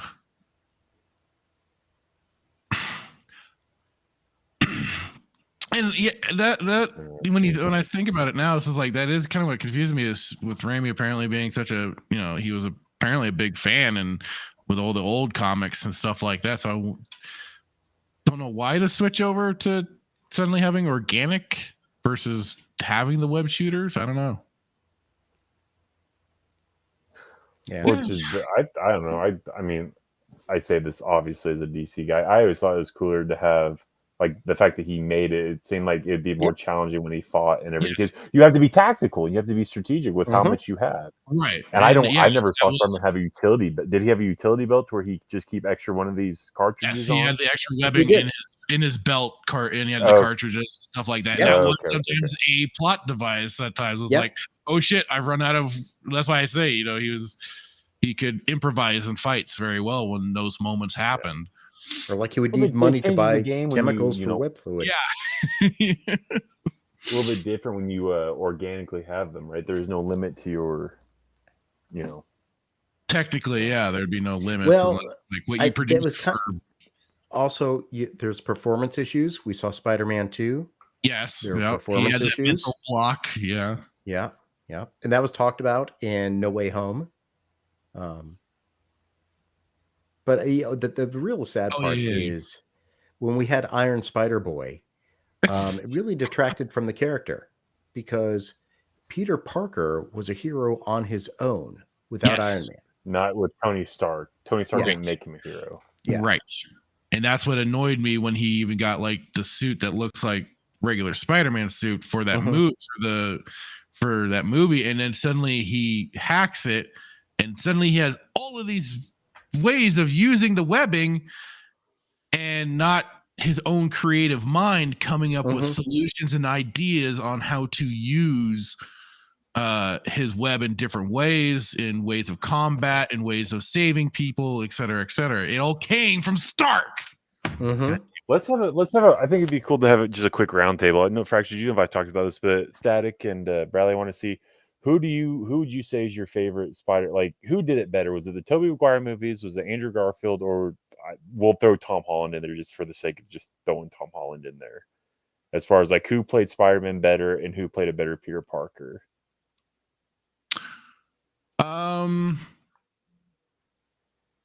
Bradley, you want to go first? Yeah, mine's a complex response. I think Tom Holland looks the way Spider-Man should look. I Younger, think he looks young. Yes, he sounds young, and I think he's age appropriate, and I think he does the quips right. I never really thought Tobey Maguire did the quips right. But I liked him better as Peter Parker because he had that good sad sack mentality. Yeah, like he was that wounded puppy look, and he was very scientific. So I think they had the character better under Raimi. Yeah. But I think the look of the character, the physical look of Peter Parker, was better as Tom Holland, which is why I'm okay with Tom Holland. And I like Andrew Garfield. I like the fact that he did quip a lot, but he was too cool for school to be Spider-Man. Andrew Garfield was my favorite, but he was kind of emo-esque. He was in the first movie especially, and I felt like he wanted, like, at least with the second movie, I always felt like he wanted to be Spider-Man versus wanting to be Peter Parker. Like that was definitely like the vibe I got, was like he was always very much quicker to leap off into action, while Toby at times, like, he kind of had that hesitance where he was trying to balance his social life with Spider-Man. And he was trying to, and like you say, they characterized him very well with the Raimi movies. That's where the duality form was coming in. Is like, how can I actually make both of these worlds work? And it's tough. You kind of got a little bit of it in the second Tom Holland movie, where he's trying to a little bit. This came off more cartoonish though, and less serious. Like it had an actual repercussion to his life, and then they just kind of blew it all up with, oh hey, big face reveal. They shouldn't have done that. I mean, that was like when they did it in Civil War. Not the movie Civil War, but the Marvel comic Civil War. Right. Well, that was like, that had so much time that it was built up that it was an important moment, because he never took off his mask in front of anybody that he was not trusting. Civil War, wasn't that done by Brad Meltzer, the comic? I'm trying to think who wrote that. I don't remember who did. No, I don't know. I don't think so. Was it not? Oh no, you're right. No, it wasn't. Who was it? I think Meltzer did one of the DC ones you're thinking of. He did. Yeah, I'm sorry. It was Identity Crisis, or not Identity Crisis. It was That's it. Yeah. Identity Crisis. Who did Civil War? Because I have Mark Millar. Millar, because Millar also did Red Sun, which is which was absolutely fantastic. Did you do Red Sun? Yeah, Mark Millar. Yeah, he did. Huh. Forgot that. Like 97% sure. Yeah. Did he also do Old Man Logan? He did Old Man Logan. You know what's interesting about Red Sun? So Mark Millar, it's Grant Moore. So the story goes that he stole some ideas from Grant Morrison on Red Sun, and then so that's why like Morrison and Millar had a falling out because Morrison's Scottish, and which is interesting because I think was Millar. I have to do my research, but I know that like there was talk that like Millar, yes, that they had a falling out because he took some of his ideas from Morrison on Red Sun. But yeah, if you haven't read Red Sun, I don't know if it's absolutely it's a good series. Oh, that's how Lex Luthor, in my opinion, should be portrayed. Just this brilliant narcissistic guy who's playing chess with himself because he's the only one that can beat himself, and then calls his secretary to give his wife Lois Lane an anniversary gift that he missed. Just fantastic.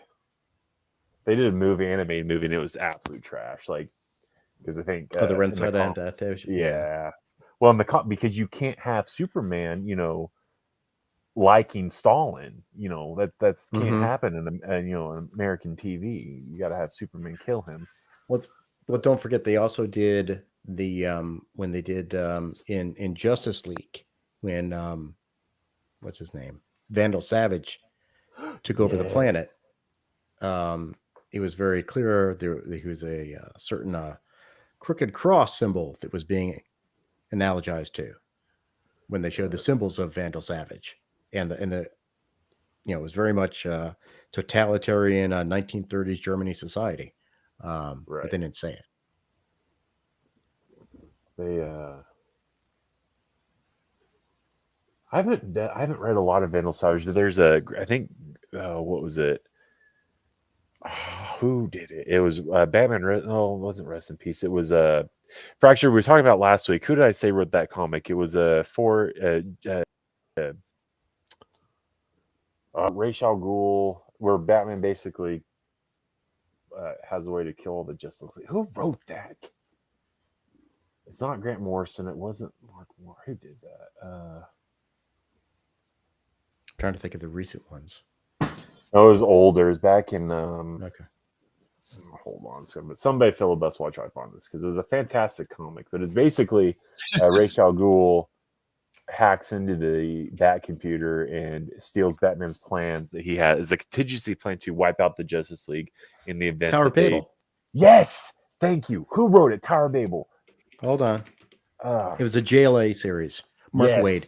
Mark Wade. Yes. That was really good. I thought you said when Batman figured out how to kill Ra's al Ghul. No, sorry. No, Batman. Which is why it was I think that's why Batman got kicked out of the JLA for a bit. Yeah, because at the end, Superman comes and they have this in the panel. They have a discussion as to why he did it. Bruce basically, and rightfully so. I mean, Bruce had every reason to. Like, if I was Bruce, I'd do the same thing, right? But it was a great comic, great run. We don't find these great stories in comics like in this day and age, and it's so sad. Why would you want them? What's that? Oh, of course, right? Isn't it more important to talk about someone's sexual preferences? Yeah. Absolutely. Poison Ivy. Poison Ivy wanted to have relations with Harley Quinn, and Drake. Tim Drake and the other dude that he's boy, yeah. And John Kent and his boyfriend who miraculously has invulnerability powers, which maybe just focused in the lower regions.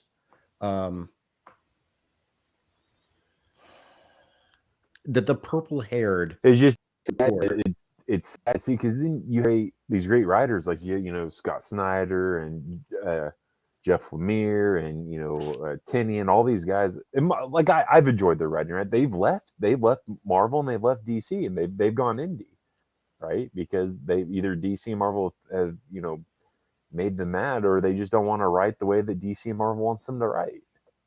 Yeah, they just want to write, you know, modern day. They just allegories for societal problems as opposed to telling a superhero story. Like, no, I want to see the superhero beat up the bad guy. I want to see the superhero challenged. I want to see the superhero almost beaten to the point that he can't fight back, and then someone's will and strength to beat the bad guy in the end. That's a superhero story. Which is so amazing about like if you know like Zur-En-Arrh, right? Batman and Zur-En-Arrh. It's like Batman. Like Zur-En-Arrh was created. Or Zur-En-Arrh was created for Batman in the event that Bruce was compromised, right? And then Zur-En-Arrh goes to lengths that Batman will never go to. Zur-En-Arrh carries a bat with nails through it. Like he's not afraid to kill. But you can't do that now because Batman doesn't kill, right? And no Batman. I think they recently used Zur-En-Arrh Batman in some stories. They have. It's Rom. Yes, it's Rom V. Or no, I'm sorry. Chip Zdarsky has brought Zur-En-Arrh in, but it's not the same Zur-En-Arrh that Grant Morrison did back in Rest in Peace. Oh yeah, you know. So the point is, and Fraction and I have talked about this. If anybody enjoys comics, it's like the days of glory are no longer a thing, and it's sad to see. And I think that's why Fractured, you know, was talking so much about what's his name, Eric July, and what he's trying to do with. And like I said, I was skeptical at first, man, because like when we were first starting talking about Eric July, I was like, man, this dude's just, you know, trying to, you know, he's besmirching DC. And I was huge DC, but I was like, I can't get kind of this. Trying to, whatever it was. But then I finally, through time, I was seeing what DC was doing. And also, like, I don't follow a lot of Marvel. My brother does, but I was seeing what DC was doing. I was like, no, like, this is absolutely just trash. Absolutely trash. And to your point, it's just about modern. It's just to push a political stance agenda. You infiltrate and you infiltrate our subvert and destroy. Reproverse needs a bigger area next year at MegaCon because it was freaking crowded. Was it really? Yeah, I went there right before the panel, and I just accidentally got a line. I'm like, wait, is this the line to meet Eric July? Like, yeah. I go, okay, I'm just going to stand here. So right. I went up and talked to him for a bit, got a photo and everything. So nice guy. He was very nice, very nice. Was I said, he? you know, really appreciate what you're doing, enjoying it. You know, congrats on your success. He was friendly to everybody who was signing stuff left and right. So he's was it a good genuine? time. But I don't know if you genuine nice, or was it like, you know, I've got to be nice to you because you buy my product type thing? Because hopefully, you know, it's difficult to tell. Is it? It's difficult to tell because I've never met him before and I've never interacted with him before. I can tell you right now, the Soka sisters are nuts. They were all over the freaking place. They're running around hugging people left and right. They were crazy, but they were all excited for everything doing. They got some new book coming out. I think Chuck Dixon is doing it, and it's kind of based on like a Punisher-like character. It looks like Batman. Yeah, it looks like Batman, but like a Punisher character. So, yeah, like Knights. I forget what it was. Horseman. Horseman. That's right. The Horseman. There ain't 4 of them. It's gonna be very disappointing. What's that? If there aren't 4 horsemen, I'm gonna be very disappointed now. There's only one dude on the cover. It's supposed to. Yeah. What are they calling it? A one-off? Having a laugh. But supposedly he appears in other or mentioned in other comic books or something. They haven't even announced Yaira yet, which I thought was supposed to happen already. Yeah, they're like there's so much buzz about Yaira. I'm a little like I'm skeptical a little bit. I'm a little skeptical about Yaira just because there's way too much hype about Yaira. I'm willing to give Yaira a chance because of their work on Black Widow. Yeah. If it wasn't for that, I wouldn't care. Yeah. Bring a saddle. Horseman is on the scene. Oh God, this is gonna be Chuck Yeager's More favorite book. referencing like the wrestling Four Horsemen. That's what I was like. We're gonna show up next year at MegaCon. Chuck Yeager is gonna be the first in line to get an autograph. Oh God. Good Lord, man. He's gonna have some high expectations there. And then Where's the Horseman cosplay? He'll be tagging along with Vosh. Okay. Christ. Well, we kind of overshot Stargate, went right into comic talk because Madam Web. I'm going for 3.5 hours. I think we're good. We'll close this out now. Mr. Bradley, you go first. What would you like to plug? I'm going to be working on my Madam Web review, basing a little bit off what I just talked about. And you want, I can send you the file for this. Just send it to me. Just send it to me. I'll pick it apart and use pieces of it. And then actually tomorrow I'm going to be on Star Trek Engage. I believe we are watching City on the Edge of Forever, and then I'm joining Get Ranked, finishing off the top sci-fi TV shows. Very nice. That should be fun. And you, Static, how about you, sir? Yeah, you can catch me on my channel, Static 2020. Monday, there will be the Monday Night Bloodbath show, and then Thursday is the weekend pregame, and that's about it. There might be a Batman stream tonight or tomorrow. Let's go. City. So pumped. Let's go. Do it. Got to do it. Yeah, there might be one. I might do one tonight, just right after the show. Well, I'm going to eat first, but yeah. Yeah, I got to get back to Origins. I kind of took the week off from doing stuff. Hitman, you got anything? Well, just catch us next week. I'm currently buying you and I tickets to Madam Web Fractured on Wednesday. Get you evil son of a bitch. 4DX. Since Bradley had such high reviews of this show, I think it's only fitting that we go watch it. Yeah, don't skip on those tickets. You guys have a 4DX theater? Yeah. I wonder if they have a special popcorn bucket from Madam Web, like the Dune one. Oh God! We should see that. What if they have like less suggestive as that? They might have trading cards that we can get. I'm gonna make trading cards. Yeesh. No, but catch us next week on the show. Very excited for next week is it Cold Lazarus? Are we doing Cold? We are doing Cold Lazarus is next. All right, fine, whatever. Next week, Cold Lazarus, and then the following week. Yes, it's just I could do without Cold Lazarus, but then for episode 100, so excited. Nox, Thor's Hammer, so excited. Probably some of my favorite episodes. So that's a good episode. Get ready for it. Oh, which one? Well, both of them, or which one? Nox and Thor's Hammer. Oh, so good. So yeah, Armin Shimmerman in the Nox. May do some streaming Wednesday if I can get up early enough. It's been a while since we've done shenanigans, so I will stay close to the old. I still say Twitter. I don't do X. That's dumb, but I'll be posting. Yeah, people still call it Twitter. Wednesday. Yeah. Scar Christmas wants to throw out, hey, can I punch my friend Tabletop Junkie Games? He's 6 or 7 away from 200. So if you like TTRPG, follow, please. Yeah. Hey, another group hitting the 200 marker. A lot of the channels are climbing up there.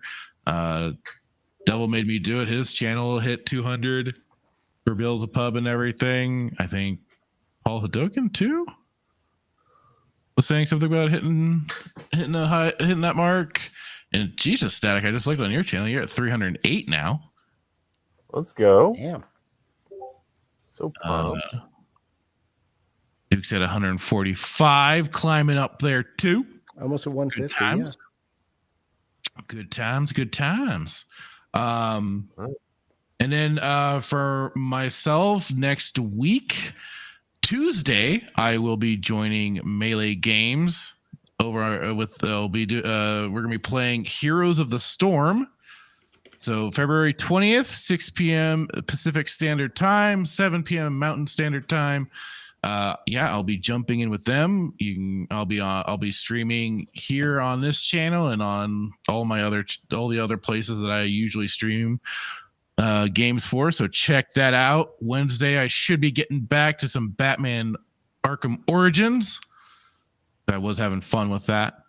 And then I'll be on Thursday. I will be, of course, on weekend pregame with Static here. And then we'll be back here. Yeah. So for anybody that missed it in the beginning, we've decided it out. Episode 100, we will be doing a 2-episode watch. We will be watching The Nox and Thor's Hammer for episode 100. So that's a couple weeks away. But what weekend? When is that? When's that going to be? So not next Saturday, but the Saturday after that. That'll be March 2nd. Okay, I am totally in. I am a bachelor for a week. All right. Let's go. So let's just out of town. Hey, OG Star Wars, we are just closing things out. Thanks for dropping in. But yeah, so next week will still be Cold Lazarus for the Stargate SG-1 watch, but then March 2nd, we will be doing the 2-episode watch party. We'll be doing The Nox, and we'll be watching Thor's Hammer. We'll be skipping an episode, technically, because Brief Candle's in between those two. But I feel like those 2 episodes will be good to go together to watch in tandem. Especially for our 100th episode, that'll be great to do. 2 good episodes too. 2 fantastic episodes. Yeah, I love the Nox episode, and Thor's Hammer is great because then we start getting that. That's the first return of Apophis. Yes, for the Nox. Yeah, because we haven't seen old Goldenrod around for a while. Yeah. So he makes. I'll never forgive. And based off that episode, I will never forgive Fractured because he lied to me and said that the Asgard were creepy aliens that were not people. Well, I wasn't wrong. No, but I thought you were lying to me. Oh, it turns out you were. So, I was. They all look like Chris Hemsworth. Yeah, I literally thought so. I didn't want to spoil it. We were also all talking so brazenly about future seasons. I'm like, damn it, we got to keep something a secret. Yeah, don't spoil the 20-year-old TV show. Wow, It goes from Chris Hemsworth to some Smeagol-looking alien guy. Just a Roswell alien, that's all. Yeah, that's all. The traditional gray alien. So yeah, OG was saying, dropping in to say hello. Looks like you're catching the ending. Yep. It says smash the like button. Please do for anybody that hasn't.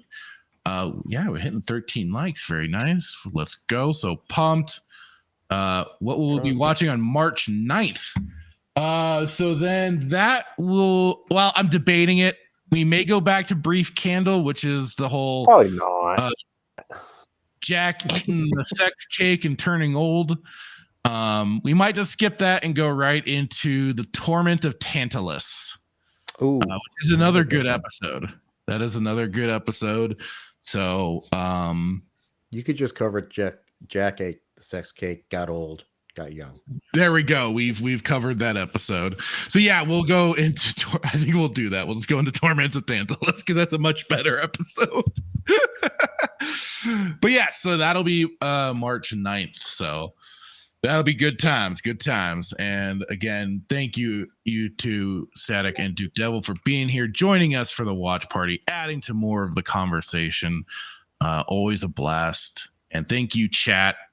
You beautiful bunch of bastards, you, for hanging out with us, adding to the conversation as well, and checking out Stargate, listening or watching, whichever you've been doing. Thank you, much appreciated. So with that, Good night, everybody. Catch you next Saturday. Here's the ending. Oh, crap. Did I delete it? Oh, there it is. Bye.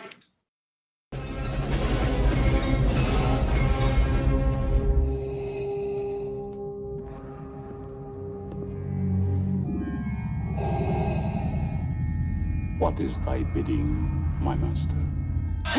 Yeah, I should have known from the very beginning.